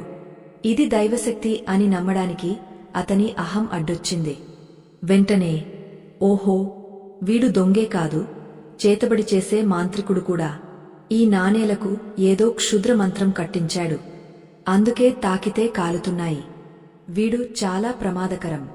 వీడిని ఇప్పుడే ఊరి మధ్యలో ఉన్న చెట్టుకు కట్టేయాలి అని అరిచాడు. పరిస్థితి దొంగతనం నుండి చేతబడికి మారింది. పూర్వకాలంలో చేతబడి చేశారంటే జనం రాళ్లతో కొట్టి చంపేవారు. సోమశేఖరుడి పరిస్థితి పెనమీద నుండి పొయ్యిలో పడ్డట్లయింది. భటులు భయపడుతూనే కర్రలతో సోమశేఖరుడిని, సుశీలను నెట్టుకుంటూ ఇంటి బయటకు తీసుకువచ్చారు. ఊరి జనం అప్పటికే అక్కడ గుమిగూడారు. జమీందారు అరుపులు విని అందరూ నిద్రలేచి వచ్చారు. సోమశేఖరుడిని, సుశీలను అలా బంధించి తీసుకురావడం చూసి అందరూ ఆశ్చర్యపోయారు. ఎందుకంటే సోమశేఖరుడు ఊర్లో ఎవరికీ హాని చేయని సాత్వికుడు. జమీందారు రచ్చబండ మీద కూర్చుని తన కాలిపోయిన చేతిని చూసుకుంటూ పళ్ళు కొరికాడు. గ్రామస్థులారా, వినండి. ఈ సోమశేఖరుడు మన ఊరికి పట్టిన చీడపురుగు. ఇన్ని రోజులు భక్తి ముసుగులో క్షుద్ర పూజలు చేస్తున్నాడు. నా తోటలో బంగారు పనసను దొంగలించి దాన్ని మాయచేసి నాణేలుగా మార్చాడు. పైగా వాటిని ఎవరు ముట్టుకోకుండా మంత్రం కట్టాడు. నా భటులు సాక్ష్యం, నా కాలిపోయిన చేయి సాక్ష్యం అని గంభీరంగా చెప్పాడు. జనం గుసగుసలాడటం మొదలుపెట్టారు. కొంతమంది జమీందారుకు భయపడి తలాడించారు. మరికొంతమంది సోమశేఖరుడిని అనుమానంగా చూశారు. అందుకేనేమో వాడి ఇంట్లో ఎప్పుడూ పూజలు జరుగుతుంటాయి, పేదవాడికి ఇంత శక్తి ఎక్కడిది అని కొందరు చెవులు కొరుక్కున్నారు. సోమశేఖరుడు మధ్యలో నిలబడి కన్నీళ్లతో చేతులు జోడించాడు. గ్రామ పెద్దలారా, నేను ఏ తప్పు చేయలేదు. నిన్న ఒక వృద్ధురాలికి అన్నం పెడితే ఆమె వరంగా ఈ నాణేలు ఇచ్చింది. నేను మంత్రగాడిని కాదు, కేవలం ఒక భక్తుడిని అని ఎంత మొత్తుకున్నా ఎవరు వినే పరిస్థితిలో లేరు. జమీందారు తీర్పు చెప్పడానికి సిద్ధమయ్యాడు. ఇలాంటి క్షుద్ర మాంత్రికులు ఊర్లో ఉంటే వర్షాలు పడవు, పంటలు పండవు. వీడికి మరణ శిక్ష విధించాలి. అప్పుడే మన ఊరికి పట్టిన అరిష్టం తొలగుతుంది అని ప్రకటించాడు. ఆ మాట వినగానే సుశీల స్పృహ తప్పి కింద పడిపోయింది. సోమశేఖరుడు నిస్సహాయంగా ఆకాశం వైపు చూశాడు. హే లక్ష్మీనరసింహ, నీ భక్తుడికి ఇదేనా గతి? సత్యం చెప్పినందుకు మరణమేనా బహుమతి అని ఆక్రందించాడు. సరిగ్గా జమీందారు సాయిగ చేయగానే ఒక భటుడు కత్తి ఎత్తాడు. సోమశేఖరుడి తల నరకడానికి సిద్ధమయ్యాడు. ఊరి జనం భయంతో కళ్ళు మూసుకున్నారు. అప్పుడు ఆ జన సమూహం వెనుక నుండి ఒక గంభీరమైన స్వరం వినిపించింది. ఆగండి, ఆ కత్తి కిందకి దిగితే ఈ ఊరు మొత్తం బూడిదైపోతుంది. ఆ స్వరంలో ఉన్న తీవ్రతకు గాలి కూడా స్తంభించిపోయింది. ఎత్తిన కత్తి ఎత్తినట్టే ఆగపోయింది. అందరూ వెనక్కి తిరిగి చూశారు. అక్కడ ఒక దివ్య పురుషుడు నిలబడి ఉన్నాడు. కాషాయ వస్త్రాలు ధరించి, మెడలో రుద్రాక్షలు, నుదుట విభూతి రేఖలతో, చేతిలో దండం పట్టుకుని ఉన్నాడు. అతని కళ్లలో సూర్యుడి తేజస్సు ఉంది. సోమశేఖరుడు ఆ వ్యక్తిని చూడగానే గుర్తుపట్టాడు. అతడు మరెవరో కాదు, నిన్న మధ్యాహ్నం తనకు గుప్పెడు బియ్యం గురించి చెప్పిన ఆ సాధువు. సాధువు నెమ్మదిగా నడుచుకుంటూ రచ్చబండ వైపు వచ్చాడు. జనం వాటంతట వారే దారి ఇచ్చారు. ఆయన నేరుగా జమీందారు ముందుకు వెళ్లి నిలబడ్డాడు. జమీందారు ఆ సాధువు తేజస్సు చూసి కూర్చున్న చోట నుండి లేవలేకపోయాడు, అలాగని కూర్చోనులేకపోయాడు. ఒక తెలియని భయం జమీందారును ఆవరించింది. ఎవరు నువ్వు? నా తీర్పును అడ్డుకోవడానికి నీకేం అధికారముంది అని జమీందారు వణుకుతున్న గొంతుతో అడిగాడు. సాధువు చిన్నగా నవ్వాడు. అధికారం ధర్మానిది, ధనవంతుడిది కాదు జమీందారు. నువ్వు వెతుకుతున్న బంగారు పనస దొంగ ఎవరో నాకు తెలుసు. అలాగే ఆ సోమశేఖరుడి ఇంట్లో ఉన్న నాణేల రహస్యం కూడా నాకు తెలుసు. అసలు నిజం తెలిస్తే ఈ శిక్ష పడాల్సింది అతనికి కాదు, నీకు అని ఉరిమాడు. జమీందారు ఉలిక్కిపడ్డాడు. నాకా? నేనేం తప్పు చేశాను అని అడిగాడు.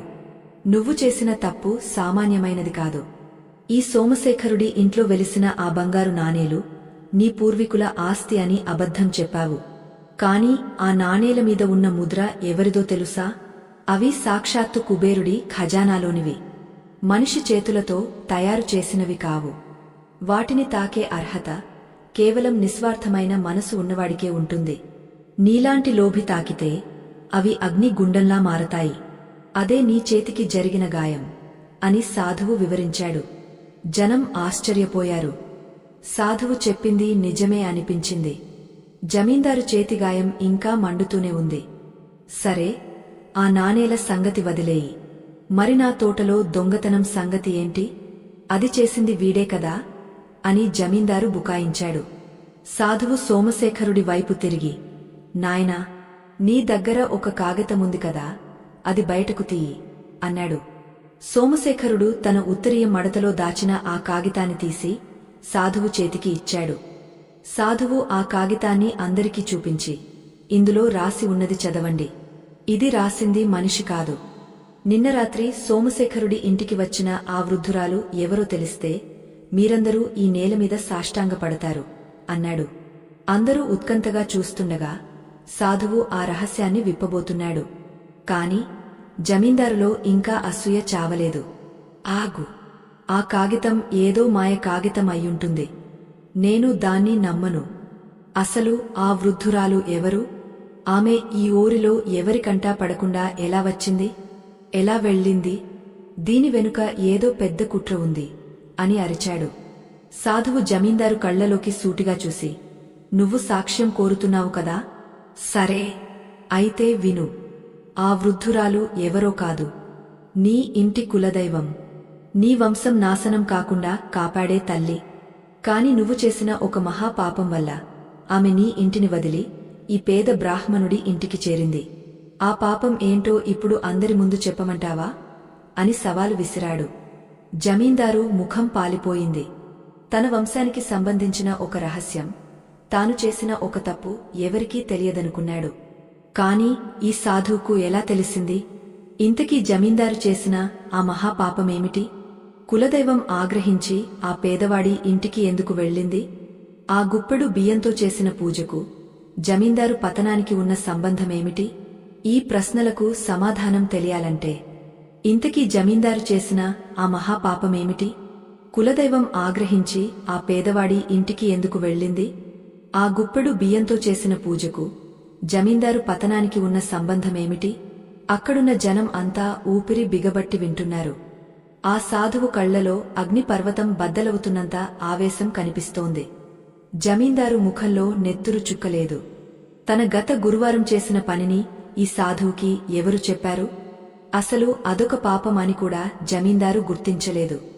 కాని ఇప్పుడు ఆ విషయం తన మెడకు చుట్టుకోబోతోందని గ్రహించాడు.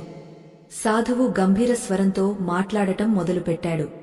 గ్రామస్తులారా, సరిగా పోయిన గురువారం మీ జమీందారుగారి ఇంట్లో ఒక పెద్ద విందు జరిగింది. ఆయన కొడుకు పుట్టినరోజు సందర్భంగా ఊరందరికీ భోజనాలు పెట్టారు.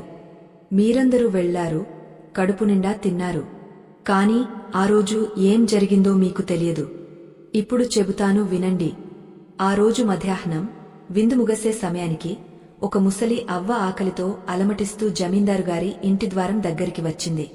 లోపల ఇంకా అన్నం రాసులు పోసి ఉంది. ఆ వాసన ఆ అవ్వను ఆకర్షించింది. గేటు దగ్గర ఉన్న భటులను బతిమాలి లోపలికి వచ్చింది. అప్పుడు జమీందారుగారు పట్టుబట్టలు కట్టుకుని మెడలో బంగారు గొలుసులు వేసుకుని అహంకారంతో పీకె మీద కూర్చుని వక్కపొడి నములుతున్నారు. ఆ అవ్వ జమీందారు దగ్గరికి వెళ్లి, అయ్యా, కడుపు కాలుతోంది, కాస్త అన్నముంటే పెట్టండి. ఆ మిగిలిపోయిన విస్తరాకులు నాకినా నా కడుపు నిండుతుంది అని దీనంగా అడిగింది. అప్పుడు ఈ జమీందారు ఏం చేశాడో తెలుసా? థీ, పో అవతలికి. శుభకార్యం జరుగుతుంటే ఈ దరిద్రపు ముఖమేంటి? నా ఇంటి ముందు బిచ్చమెత్తుకోవడానికి సిగ్గుగా లేదా అని కసురుకున్నాడు. ఆ అవ్వ అయినా వదలలేదు. అయ్యా, వయసు మళ్లిన దానిని, కనీసం గుప్పెడు మెతుకులు పెట్టండి, పుణ్యముంటుంది అని జమీందారు కాళ్ల దగ్గర కూర్చున్న కుక్కకు పెట్టిన అన్నం వైపు ఆశగా చూసింది. అది చూసి జమీందారు కోపం తట్టుకోలేకపోయాడు. కాలు ఎత్తి ఆ అవ్వను బలంగా తన్నాడు. ఆమె ఎగరి దూరంగా పడింది. అంతటితో ఆగకుండా, ఈమెకు అన్నం పెడితే మళ్లీ మళ్లీ వస్తుంది. ఆ అన్నం పాత్రను ఆ మురికి కాలువలో పారబోయండి అని సేవకులకు ఆజ్ఞాపించాడు. సాక్షాత్తు అన్నపూర్ణాదేవి స్వరూపమైన అన్నాన్ని ఆకలితో ఉన్న ప్రాణికి పెట్టకుండా కాలువ పాలు చేసిన ఘనుడు ఈ జమీందారు. సాధువు ఈ మాట చెబుతుంటే జనం ఆశ్చర్యంతో నోరెళ్లబెట్టారు. జమీందారు తల దించుకున్నాడు. సాధువు ఇంకా ఆవేశంగా కొనసాగించాడు. ఓరి మూర్ఖుడా, అన్నం పరబ్రహ్మ స్వరూపం. ఆ రోజు నువ్వు తన్నింది ఆ వృద్ధురాలిని కాదు, సాక్షాత్తు నీ ఇంటి సిరిని. నీ అహంకారంతో ఆ లక్ష్మీదేవిని కాలుతో తన్ని తరిమేశావు. ఆ రోజే ఆమె నీ ఇంటి గడప దాటి వెళ్లిపోయింది. నువ్వు ఆకలితో ఉన్న ఆ తల్లిని తరిమేశావు. కాని ఈ సోమశేఖరుడు తన దగ్గర ఉన్న ఆఖరి గుప్పెడు బియ్యాన్ని కూడా ఆ తల్లికే అర్పించాడు. నువ్వు అన్నాన్ని కాలువలో పారేశావు. ఇతను అన్నాన్ని దైవంగా భావించి పూజించాడు. అందుకే ఆ తల్లి నీ ఇంటిని శ్మశానం చేసి ఈ పేదవాడి గుడిసెను స్వర్ణమయం చేసింది. జమీందారుకు ఇప్పుడు అర్థమైంది. తన పతనం ఎక్కడ మొదలైందో తెలిసింది. కాని ఇంకా అతనిలో అహంకారం పూర్తిగా చావలేదు. సాధు, నువ్వు చెప్పేది నిజమే కావచ్చు. నేను అన్నం పెట్టకపోవడం తప్పే. కాని అంతమాత్రాన నా ఆస్తి అంతా పోతుందా? నా తోటలో బంగారు పనస దొంగిలించింది మాత్రం వీడే కదా. దానికి సమాధానం చెప్పు అని గద్దించాడు. సాధువు నవ్వాడు. ఆ నవ్వులో జాలి, వ్యంగ్యం రెండూ ఉన్నాయి. నీకు ఇంకా బుద్ధి రాలేదు.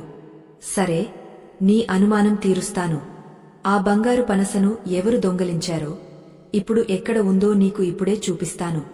నీ భటులను పంపు. నీ ఖజానా గదిని తెరిచి చూడమను. నీ బంగారు పనస అక్కడే ఉంటుంది అన్నాడు. జమీందారుకు ఆశ్చర్యం వేసింది. నా ఖజానా గదిలోనా? అది ఎలా సాధ్యం? దాన్ని దొంగలించారు కదా అనుకుంటూనే తన నమ్మకస్తుడైన బంటును పంపి చూసి రమ్మన్నాడు. ఆ బంటు పరుగున వెళ్లాడు. జనం అంతా ఉత్కంఠగా ఎదురుచూస్తున్నారు. సోమశేఖరుడు, సుశీల చేతులు జోడించి దేవుణ్ణి ప్రార్థిస్తున్నారు. ఈ గండం గట్టెక్కితే చాలు అనుకుంటున్నారు. కాసేపటి తర్వాత ఆ బంటు తిరిగి వచ్చాడు. కాని వాడు వస్తున్న తీరు చూస్తే ఏదో అరిష్టం జరిగినట్టు ఉంది. వాడు గుండెలు బాదుకుంటూ ఏడుస్తూ పరిగెత్తుకుంటూ వచ్చాడు. దొరా, బాబుగారు, సర్వం నాశనం అయిపోయింది. మన ఖజానా, మన ఆస్తి అంటూ కాళ్లమీద పడిపోయాడు. జమీందారు కంగారుగా, ఏమైందిరా? సరిగ్గా చెప్పు. నా బంగారు పనస దొరికిందా అని అడిగాడు.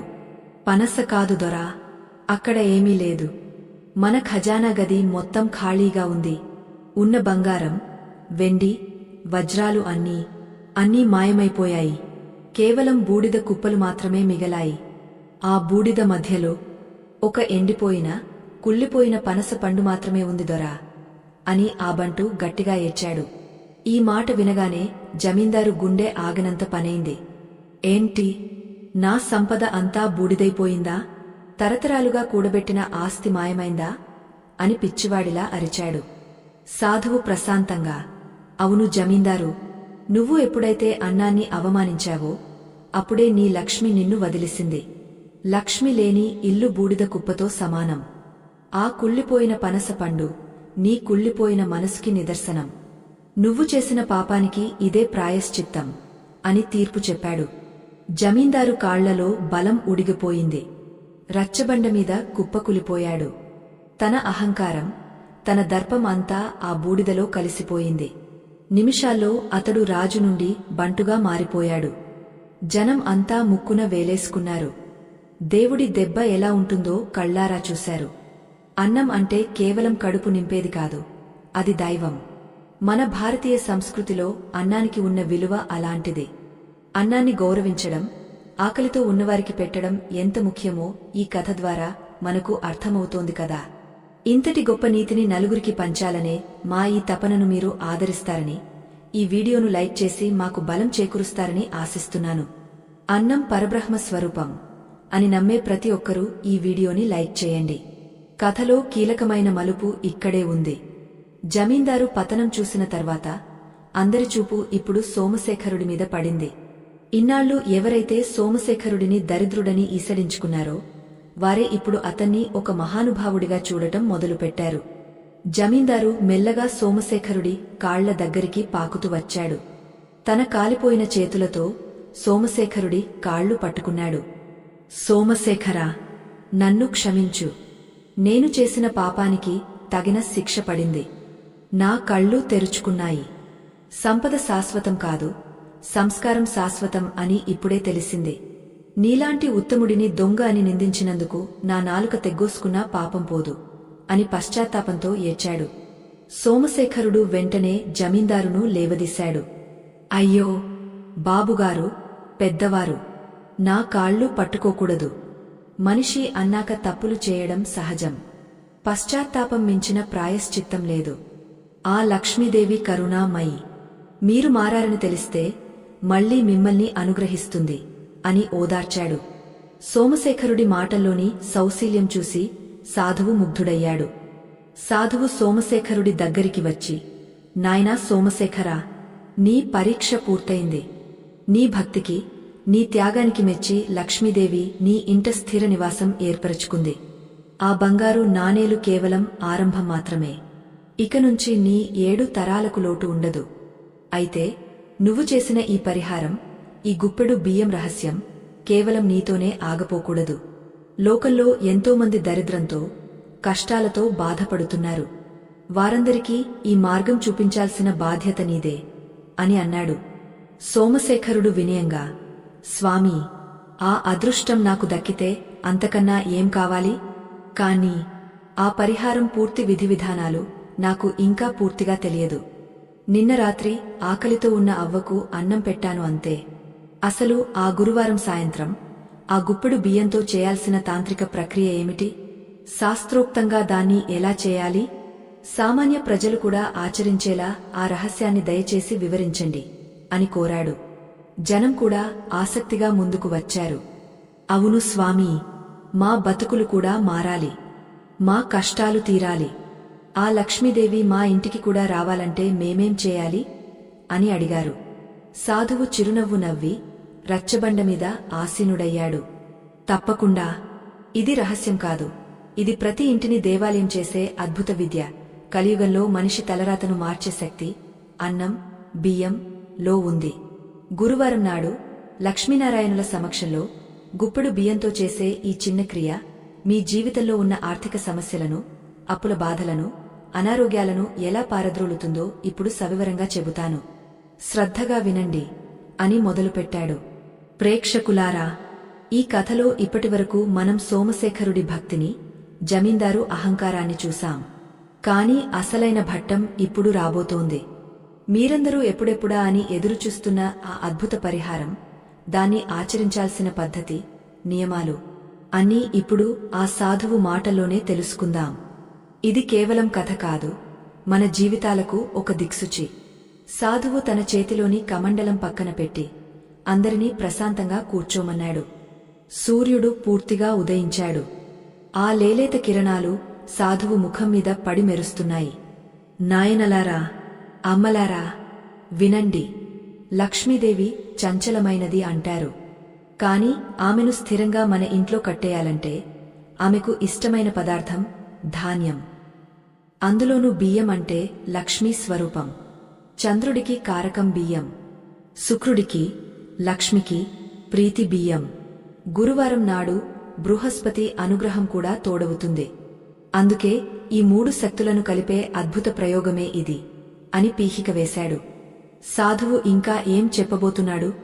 మన ఇంట్లో ఉండే సామాన్యమైన వస్తువులతో కోట్లు కురిపించే ఆ యోగాన్ని ఎలా పొందాలి? ఏ మంత్రం చదవాలి? బియ్యాన్ని ఎక్కడ దాచాలి? ఈ సందేహాలన్నింటికీ సమాధానం ఇప్పుడు బయటపడబోతోంది. సోమశేఖరుడు తన ఉత్తరీయం సరిచేసుకుని ఏకాగ్రతతో వినడానికి సిద్ధమయ్యాడు. జమీందారు కూడా కళ్లల్లో పశ్చాత్తాపంతో చెవులు రిక్కించి వింటున్నాడు. సాధువు తన సంచిలో నుండి కొన్ని వస్తువులు తీశాడు. ఈ పరిహారానికి మీకు కావలసింది పెద్ద పెద్ద యజ్ఞాలు కాదు. కేవలం మీ మనసు మరియు మీ వంటింట్లో ఉండే ఈ 5 వస్తువులు అంటూ ఒక్కొక్క వస్తువును చూపించడం మొదలుపెట్టాడు. ఆ 5 వస్తువులు ఏమిటి? ఆ విధానమేమిటి? ఇది తెలుసుకుంటే మీ జీవితం కూడా సోమశేఖరుడి జీవితంలా మారిపోవడం ఖాయం. ఆ 5 వస్తువులు ఏమిటి? ఆ విధానమేమిటి? ఇది తెలుసుకుంటే మీ జీవితం కూడా సోమశేఖరుడి జీవితంలా మారిపోవడం ఖాయం. ఆ సాధువు తన సంచిలో నుండి 5 వస్తువులను బయటకు తీసి పక్కనే ఉన్న ఒక అరుగు మీద పరిచిన ఆకులో పెట్టాడు. అక్కడ ఉన్న జనం అంతా కళ్ళు ఆర్పకుండా ఆ వస్తువుల వైపు చూస్తున్నారు. అవి ఏవో హిమాలయాల్లో దొరికే అరుదైన వనమూలికలు అనుకున్నారు. కాని ఆకులో ఉన్నవి చూసి ఆశ్చర్యపోయారు. ఎందుకంటే అవన్నీ ప్రతి ఇంట్లో ప్రతిరోజు కనిపించే అతి సాధారణమైన వస్తువులు. సాధువు చిరునవ్వుతో ఇలా అన్నాడు, చూసారా, భగవంతుడు ఎంత గొప్పవాడో. మన కళ్ల ముందే అద్భుతాలను దాచిపెట్టాడు. కాని మనం వాటిని గుర్తించలేక కస్తూరి జింక తన బొడ్డులో ఉన్న సుగంధాన్ని వెతుకుతూ అడవి అంతా తిరిగినట్టు ఆనందం కోసం, ఐశ్వర్యం కోసం ఎక్కడెక్కడో వెతుకుతుంటాం. ఈ 5 వస్తువులకు లక్ష్మీదేవిని ఆకర్షించే శక్తి ఉంది. అవేంటో ఒక్కొక్కటిగా చెబుతాను వినండి. మొదటిది మరియు అత్యంత ముఖ్యమైనది అఖండమైన బియ్యం, అంటే విరగని బియ్యం. వీటిని అక్షతలు అంటారు. క్షతము అంటే నాశనము అని అర్థం. అక్షత అంటే నాశనము లేనిది అని అర్థం. అందుకే లక్ష్మీదేవికి విరిగిన బియ్యం పనికిరావు. పూర్ణమైన స్వచ్ఛమైన బియ్యం గింజలు కావాలి. రెండవది పసుపు కొమ్ము. పొడి పసుపు కాదు, గట్టిగా ఉన్న పసుపు కొమ్ము. పసుపు సాక్షాత్తు గౌరీ దేవి స్వరూపం. ఎక్కడ పసుపు ఉంటుందో అక్కడ మంగళం ఉంటుంది, విఘ్నాలు తొలగిపోతాయి. మూడవది రాగ నాణ్యం. వెండి కాదు, బంగారం కాదు, రాగ. ఎందుకంటే రాగికి గ్రహ దోషాలను పోగొట్టే శక్తి, విద్యుత్ శక్తిని గ్రహించే గుణమున్నాయి. లక్ష్మీదేవిని ఆకర్షించడంలో రాగపాత్ర విశేషమైనది. నాలుగవది యాలకుల గింజలు లేదా పచ్చ కర్పూరం. లక్ష్మీదేవి సుగంధ ప్రియురాలు. ఆమె ఎప్పుడూ సువాసనలు వెదజల్లే చోట మాత్రమే ఉంటుంది. దుర్వాసన ఉన్న చోట దరిద్ర దేవత ఉంటుంది. అందుకే ఈ సుగంధ ద్రవ్యం చాలా ముఖ్యం. ఇక ఐదవది ఒక చిన్న ఎర్రటి లేదా పసుపు రంగు వస్త్రం. ఈ వస్తువులన్నింటినీ కట్టి ఉంచడానికి ఇది అవసరం. సాధువు ఆ వస్తువుల ప్రాముఖ్యతను వివరించిన తర్వాత అసలు విధానాన్ని చెప్పడం ప్రారంభించాడు. అక్కడున్న సోమశేఖరుడు, సుశీల, జమీందారు మరియు గ్రామస్తులు అందరూ ఒక విద్యార్థి గురువు పాఠాన్ని విన్నంత శ్రద్ధగా వింటున్నారు. ఇప్పుడు విధానం చెబుతాను, ప్రతి ఒక్కరూ మనసు పెట్టి వినండి. మీ జీవితాల్లో చీకటిని పారద్రోలి వెలుగును నింపే క్రియ ఇది. దీన్ని కేవలం ఒక ఆచారంగా కాకుండా ఒక బాధ్యతగా భావించి చేయాలి అని సాధువు హెచ్చరించాడు. ప్రతి గురువారం సాయంత్రం సూర్యుడు అస్తమించిన తర్వాత ఆకాశంలో నక్షత్రాలు రాకముందు ఉండే సమయాన్ని గోధూళి వేళ అంటారు. అంటే పశువులు అడవి నుండి ఇంటికి తిరిగి వచ్చే సమయం. అప్పుడు పశువుల కాళ్ల నుండి లేచిన ధూళి పవిత్రమైనదే. ఆ సమయంలో లక్ష్మీదేవి భూమి మీద సంచరిస్తుంది. సరిగ్గా ఆ సమయంలోనే మీరు ఈ పని చేయాలి. విధి విధానం: శుద్ధి. ముందుగా ఇంటిని శుభ్రం చేసుకోవాలి. సాయంత్రం వేళ ఇల్లు ఊడ్చకూడదు అంటారు. కాబట్టి సూర్యాస్తమయానికి ముందే ఇంటిని శుభ్రం చేసి ముగ్గులు పెట్టుకోవాలి. స్నానం చేసి ఉతికిన బట్టలు ధరించాలి. దీపారాధన: పూజా మందిరంలో ఆవు నెయ్యితోగాని నువ్వుల నూనెతోగాని 2 వత్తులు వేసి దీపం వెలిగించాలి. దీపం వెలిగించిన తర్వాత అగరవత్తుల సువాసన ఇల్లంతా వ్యాపించేలా చూడాలి. సంకల్పం: పూజా మందిరంలో ఒక పీట వేసి దానిపై ముందుగా సిద్ధం చేసుకున్న ఆ ఎర్రటి లేదా పసుపు వస్త్రం పరచాలి. మీ కుడి చేతిలో గుప్పెడు బియ్యం తీసుకోవాలి. గుర్తుంచుకోండి, ఖచ్చితంగా మీ గుప్పెడు నిండా బియ్యం ఉండాలి. ఆ బియ్యాన్ని ఆ వస్త్రం మధ్యలో పోయాలి. ఆవాహన: ఆ బియ్యం రాసి మధ్యలో పసుపు కొమ్ము, రాగ నాణెం, యాలకులు లేదా పచ్చ కర్పూరం ఉంచాలి. ఇప్పుడు మీ 2 చేతులతో ఆ వస్తువులను తాకుతూ కళ్ళు మూసుకుని లక్ష్మీదేవిని మనసారా ప్రార్థించాలి. అమ్మా, నా ఇల్లు ఎప్పుడూ ధనధాన్యాలతో నిండి ఉండేలా చూడు. నా కష్టాలను తీర్చు అని అడగాలి.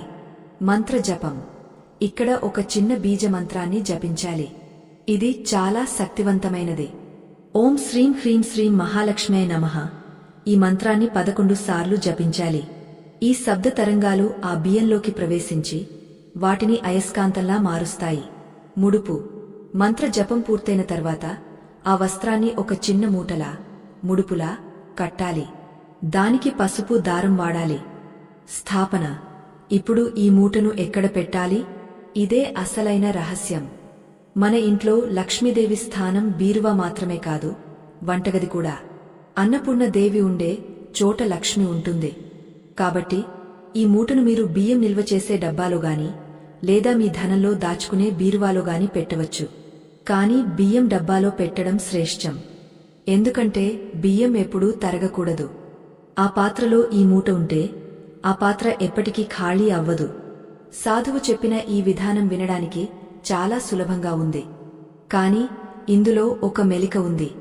సాధువు కొద్దిసేపు ఆగి అందరి వంక తీక్షణంగా చూశాడు. విధానం విన్నారు కదా, చాలా సులభం అనుకుంటున్నారా? కాని అసలైన విషయం ఇక్కడే ఉంది. కేవలం ఈ ముడుపు కడితే ధనం వర్షంలా కురవదు. దీనికి ప్రాణం పోయాలంటే మీరు చేయాల్సిన ఇంకో పని ఉంది. సోమశేఖరుడికి ఫలితం దక్కడానికి కారణం అదే అని అన్నాడు. జమీందారు ఆతృతగా, ఏమిటి స్వామి అది? ఇంకేం చేయాలి?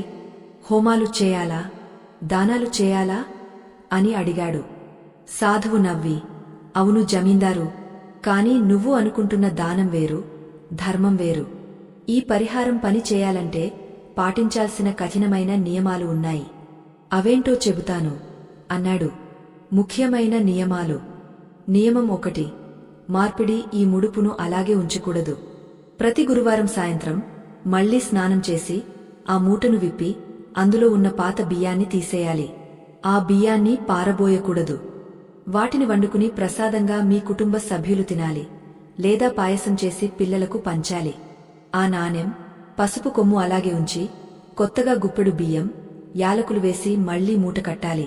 ఇలా ప్రతివారం బియ్యాన్ని మారుస్తూ ఉండాలి. ఇది ప్రవాహం లాంటిది. నీరు నిల్వ ఉంటే పాడవుతుంది, పారుతూ ఉంటే స్వచ్ఛంగా ఉంటుంది. ధనం కూడా అంతే. నియమం 2, జీవకారుణ్యం. ఇది అన్నింటికంటే ముఖ్యం. మీరు ఈ పూజ చేసే రోజు ఖచ్చితంగా ఏదో ఒక మూగజీవికి, ఆవుకుగాని, కుక్కకుగాని, పక్షులకుగాని, లేదా ఆకలితో ఉన్న మనిషికి గుప్పెడు అన్నం పెట్టాలి.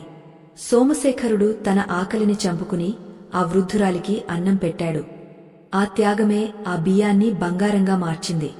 మీరు కేవలం మూట కట్టి బీరువాలో పెట్టి బయట ఉన్నవాడిని ఆకలితో మార్చితే ఆ మూటలో పురుగులు పడతాయే తప్ప బంగారం పుట్టదు. ఈ మాటలు వింటుంటే జమీందారు గుండె బరువుక్కింది. తను చేసిన తప్పు ఎంత పెద్దదో అతనికి మళ్లీ గుర్తుకొచ్చింది. సోమశేఖరుడు మాత్రం ఎంతో తృప్తిగా ఆ సాధువు వైపు చూస్తున్నాడు. అర్థమైందా జమీందారు? పూజగదిలో గంట కొట్టడం కాదు, ఆకలితో ఉన్నవాడి కడుపులో మంట చల్లార్చడమే నిజమైన పూజ. ఈ చిన్న రహస్యం తెలియకనే మనుషులు ఆస్తుల కోసం కొట్టుకు చస్తున్నారు అని సాధువు ముగించాడు. అంతటి గొప్ప విషయాన్ని, మన సనాతన ధర్మంలో దాగ ఉన్న ఇంతటి లోతైన అర్థాన్ని ఈరోజు ఈ కథ ద్వారా తెలుసుకుంటున్నాం. ఇది కేవలం కథ కాదు, మన జీవన విధానాన్ని మార్చే ఒక మార్గదర్శి. ఈ అద్భుతమైన సందేశం ప్రతి ఇంటికి చేరాలి. మన సంప్రదాయాలు బతకాలి. ఈ వీడియోను చూస్తున్న ప్రతి ఒక్కరూ ఒక్క క్షణం కేటాయించి లైక్ బటన్ నొక్కండి. మీరు చేసే ఆ చిన్న పని ఈ ధర్మాన్ని 10 మందికి పంచడానికి మాకు ఎంతో సహాయపడుతుంది. ఇంత మంచి విషయాన్ని షేర్ చేయడం కూడా ఒక దైవకార్యమే. సాధువు చెప్పిన విధానాన్ని అక్కడున్న వారందరూ మనసులో ముద్రించుకున్నారు. సోమశేఖరుడు ముందుకు వచ్చి, స్వామీ, మీరు చెప్పిన ప్రతి అక్షరం సత్యం. మీ దయవల్ల మాకు జ్ఞానోదయం అయ్యింది. కాని స్వామీ, నాకు ఒక చిన్న సందేహం. మాకు అంటే ఏదో పుణ్యం కొద్దీ మీరు సాక్షాత్కరించారు, ఆ వృద్ధురాలు వచ్చింది. మరి రాబోయే కాలంలో కలియుగం ముదిరిన తర్వాత ప్రజలకు ఇలాంటి మహిమలు కనిపిస్తాయా? వారు నమ్మకంతో చేస్తారా? వారికి మీ సందేశం ఎలా అందుతుంది అని అడిగాడు. ఇది చాలా ముఖ్యమైన ప్రశ్న. ఎందుకంటే మనం ఇప్పుడు కలియుగంలో ఉన్నాం. మనకు దేవుళ్ళు ప్రత్యక్షం కారు. మరి మనకు ఈ పరిహారం పనిచేస్తుందా? సాధువు సోమశేఖరుడి వైపు ప్రసన్నంగా చూశాడు. మంచి ప్రశ్న వేశావు సోమశేఖరా. రాబోయే కాలం చాలా భయంకరంగా ఉంటుంది. మనిషికి మధ్య నమ్మకం పోతుంది. స్వార్థం పెరుగుతుంది. డబ్బు కోసం ఎంతటి నీచానికైనా దిగజారుతారు. అప్పుడు దేవుడు ప్రత్యక్షంగా రాడు, కానీ నమ్మకం రూపంలో ఉంటాడు. ఆయన లేచి నిలబడ్డాడు. ఆయన చేతిలోని దండం నేలకు ఆనించాడు. వినండి, ఎవరైతే గురువారం సాయంత్రం నిష్కల్మషమైన మనసుతో ఈ క్రియను చేస్తారో వారి ఇంటికి నేను రాకపోయినా ఆ లక్ష్మీదేవి ఏదో ఒక రూపంలో వస్తుంది. అది ధనం రూపంలో కావచ్చు, ఆరోగ్యం రూపంలో కావచ్చు, లేదా ఆపదలో ఆదుకునే మిత్రుడి రూపంలో కావచ్చు. నమ్మకమే ఈ పరిహారానికి పునాది అంటూ సాధువు తన చేతిని పైకి ఎత్తాడు. అప్పుడు ఒక అద్భుతం జరిగింది. సోమశేఖరుడు ఉదాహరణగా చేసిన ఆ బియ్యం మూట జమీందారు సోదా చేసినప్పుడు పక్కన పడిపోయిన బియ్యం నుండి ఒక దివ్యమైన కాంతి రావడం మొదలైంది. ఆ కాంతి ఎంత తీవ్రంగా ఉందంటే సూర్యుడి వెలుగు కూడా దాని ముందు చిన్నబోయింది. గ్రామస్తులందరూ భయంతో, భక్తితో చేతులు జోడించారు. ఆ కాంతి మధ్యలో వారికి అస్పష్టంగా లక్ష్మీనారాయణుల రూపం కనిపించినట్టు అనిపించింది. మరుక్షణం ఆ కాంతి ఆ సాధువులో కలిసిపోయింది. సాధువు స్వరూపం మారడం మొదలైంది. అప్పటి వరకు చింపిరి జుట్టుతో, కాషాయ బట్టలతో ఉన్న ఆ సాధువు క్రమంగా ఒక తేజోమూర్తిగా మారుతున్నాడు. ఆయన వెనుక ఒక కాంతి వలయం ఏర్పడింది. ఆయన ముఖంలో అనంతమైన శాంతి, కళ్లలో విశ్వమంత కరుణ కనిపిస్తున్నాయి. జమీందారు గొంతు పెగలక, స్వామీ, మీరు సామాన్య మానవులు కాదు. అసలు ఎవరు మీరు? మా కళ్ళు తెరిపించడానికి వచ్చిన దైవమా అని అడిగాడు. ఆ తేజోమూర్తి చిరునవ్వుతో, నేను ఎవరిని అనేది ముఖ్యం కాదు. నేను చెప్పిన ధర్మం ముఖ్యం. గురువారం నాడు గురువును ఆరాధించి లక్ష్మీదేవిని ఆహ్వానించే ఈ సంప్రదాయాన్ని నిలబెట్టండి. ఈ రోజు సోమశేఖరుడి ఇంట్లో వెలిసిన ఈ సంపద కేవలం అతని కోసమే కాదు, ఈ గ్రామం మొత్తానికి ఉపయోగపడాలి. ఆకలితో ఉన్నవాడు ఈ ఊర్లో ఉండకూడదు. అదే మీరు నాకు ఇచ్చే గురుదక్షిణ అని అన్నాడు. అలా చెబుతూనే ఆ తేజోమూర్తి మెల్లగా నడుచుకుంటూ వెళ్లాడు. ఆయన అడుగుపెట్టిన ప్రతి చోట గడ్డి పచ్చగా మారింది. ఎండిపోయిన చెట్లు చిగురించాయి. ఆయన ఊరి పొలిమేర దాటగానే మాయమైపోయాడు. గాలిలో కలిసిపోయాడా లేక ఆకాశంలోకి వెళ్లిపోయాడా ఎవరికీ తెలియదు. కాని ఆయన వదిలి వెళ్లిన అనుభూతి మాత్రం అందరి గుండెల్లో నిలిచిపోయింది.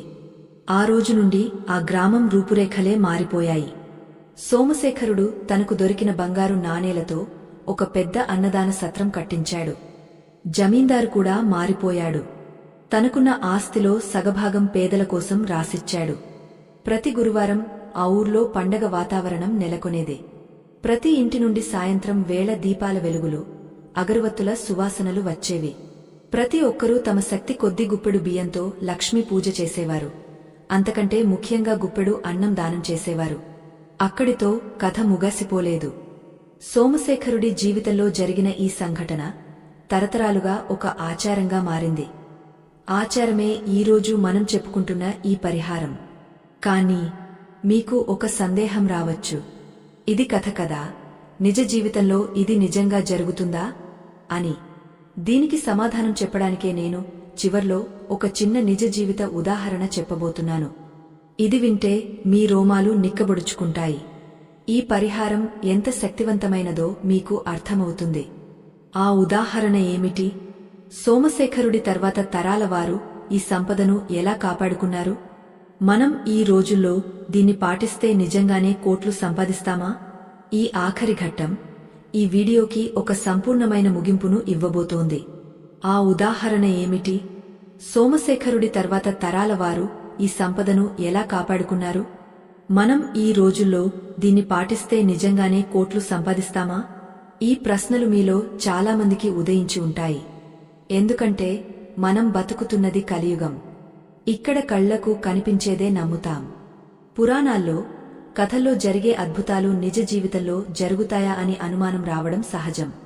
కాని మన పెద్దలు, ఋషులు చెప్పిన ప్రతి ఆచారం వెనుక ఒక గొప్ప విజ్ఞాన శాస్త్రం, మానసిక శాస్త్రం దాగి ఉన్నాయి. సోమశేఖరుడి కథ కేవలం ఒక కల్పిత గాథ కాదు. అది మన భారతీయ సంస్కృతిలో అన్నదానం అనే గొప్ప కార్యానికి ఉన్న శక్తిని నిరూపించే ఒక సత్యం. మీకు ఒక నిజ జీవిత సత్యాన్ని చెబుతాను. మన దేశంలో ఎన్నో ప్రసిద్ధ దేవాలయాలు ఉన్నాయి. తిరుమల నుండి అన్నవరం వరకు, షిరిడీ నుండి కాశీ వరకు. ఈ క్షేత్రాలన్నింటిలోనూ ఉన్న ఉమ్మడి అంశం ఏమిటో గమనించారా? నిత్య అన్నదానం. ఎక్కడైతే అన్నం ఉచితంగా, ప్రేమగా, భక్తిగా పంచబడుతుందో అక్కడ లక్ష్మీదేవి తాండవం చేస్తుంది. ఆ దేవాలయాల హుండీలు ఎప్పుడూ నిండే ఉంటాయి. ఇది కాకతాళీయం కాదు. ఇది విశ్వ నియమం. మీరు ప్రకృతికి ఒక గింజ ఇస్తే ప్రకృతి మీకు 100 గింజలను తిరిగి ఇస్తుంది. ఇదే సూత్రం సోమశేఖరుడి జీవితంలో పనిచేసింది. ఇదే సూత్రం ఈ గురువారం నాటి పరిహారంలో కూడా పనిచేస్తుంది. ఈ పరిహారాన్ని ఆధునిక కాలంలో ఎలా అన్వయించుకోవాలి? మనకు సోమశేఖరుడిలా బంగారు నాణేలు ఆకాశం నుండి పడకపోవచ్చు. కాని ఈ పూజ చేయడం వల్ల మన జీవితంలో జరిగే మార్పులు అంతకంటే అద్భుతంగా ఉంటాయి. ఈ 5 వస్తువుల బియ్యం, పసుపు, రాగి, యాలకులు, వస్త్రం కలయిక వల్ల ఏర్పడే శక్తి సామాన్యమైనది కాదు. శాస్త్రీయంగా ఆలోచిస్తే రాగికి ప్రతికూల శక్తిని లాగేసుకుని సానుకూల శక్తిని ప్రసారం చేసే గుణముంది. పసుపు క్రిమిసంహారిణి మాత్రమే కాదు, అది గురుగ్రహానికి సంకేతం. బియ్యం చంద్రుడికి, శుక్రుడికి సంకేతం. ఎప్పుడైతే మనం గురువారం నాడు గురుగ్రహం, సాయంత్రం వేళ, లక్ష్మీ ప్రదోష సమయం ఈ వస్తువులను ఒకచోట చేర్చి మనస్ఫూర్తిగా ప్రార్థిస్తామో అప్పుడు మన ఇంటి వాతావరణంలో ఒక శక్తివంతమైన మార్పు జరుగుతుంది. ఆ మార్పు ఎలా ఉంటుందంటే, మొదట మీ ఇంట్లో ఉన్న అనవసరమైన గొడవలు తగ్గుతాయి. మనసు ప్రశాంతంగా మారుతుంది. ఎప్పుడైతే మనసు ప్రశాంతంగా ఉంటుందో అప్పుడు సరైన ఆలోచనలు వస్తాయి. ఆ సరైన ఆలోచనలే మిమ్మల్ని సంపద వైపు నడిపిస్తాయి. మీరు చేసే వ్యాపారంలో ఊహించని లాభాలు రావడం, ఉద్యోగంలో అనుకోని ప్రమోషన్లు రావడం, లేదా ఎప్పటినుండో ఇబ్బంది పెడుతున్న అప్పులు తీరడానికి కొత్త మార్గాలు దొరకడం జరుగుతుంది. ఇవన్నీ ఆ లక్ష్మీదేవి అనుగ్రహం వల్లే జరుగుతాయి.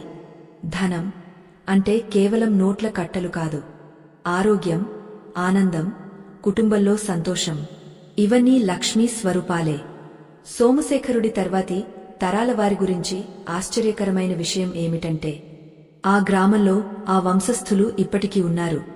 వారు నేటికి ఆ అన్నదాన సత్రాన్ని నడుపుతున్నారు. వారి సంపద తరగలేదు సరికదా, రోజురోజుకు పెరుగుతూనే ఉంది.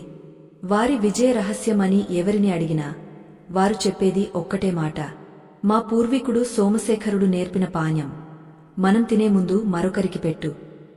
అదే మమ్మల్ని ఈ స్థితిలో ఉంచింది. కాబట్టి ప్రేక్షక దేవుళ్లారా, ఈ కథ విన్న తర్వాత దీన్ని కేవలం ఒక కథలా వదిలేయకండి. ఈ రాబోయే గురువారం నుండే ఈ చిన్న మార్పును మీ జీవితంలో ఆహ్వానించండి. ఇది చేయడానికి మీకు ₹1000 ఖర్చు అవ్వదు. కావాల్సిందల్లా గుప్పెడు బియ్యం, స్వచ్ఛమైన మనసు. మరొక్కసారి ఆ విధానాన్ని, పాటించాల్సిన జాగ్రత్తలను క్లుప్తంగా గుర్తు చేస్తాను.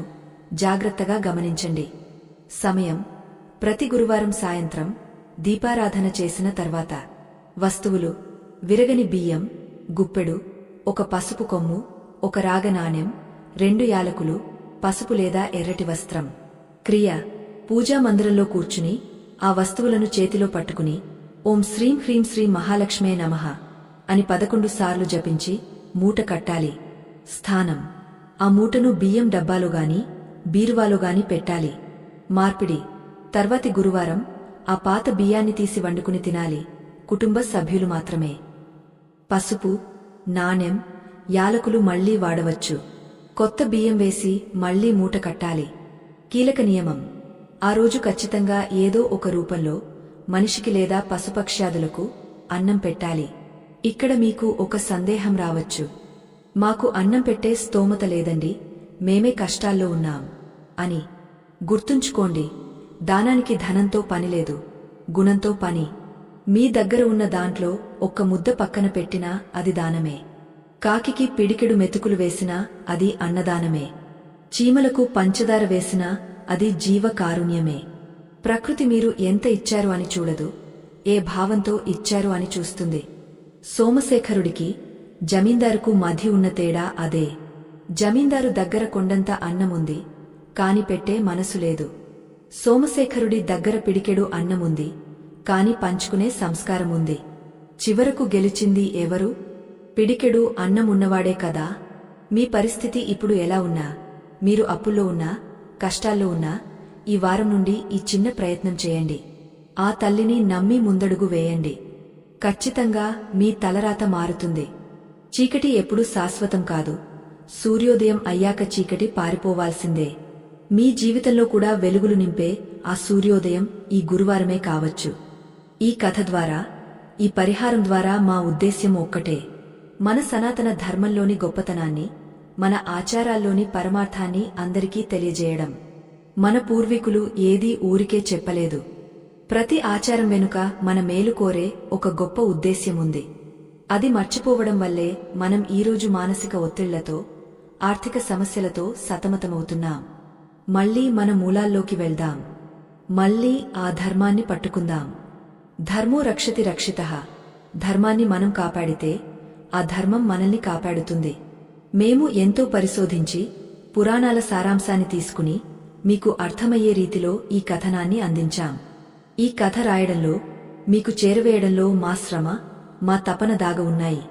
ఇంతటి విలువైన విషయం, ఇంతటి శక్తివంతమైన పరిహారం 10 మందికి చేరాలంటే మీ సహాయం చాలా అవసరం. మీకు గనక ఈ కథ నచ్చినట్లయితే, సోమశేఖరుడి భక్తి మిమ్మల్ని కదిలించినట్లయితే, ఆ లక్ష్మీదేవి కటాక్షం మీపై ఉండాలని మీరు కోరుకుంటే దయచేసి ఈ వీడియోని లైక్ చేయండి.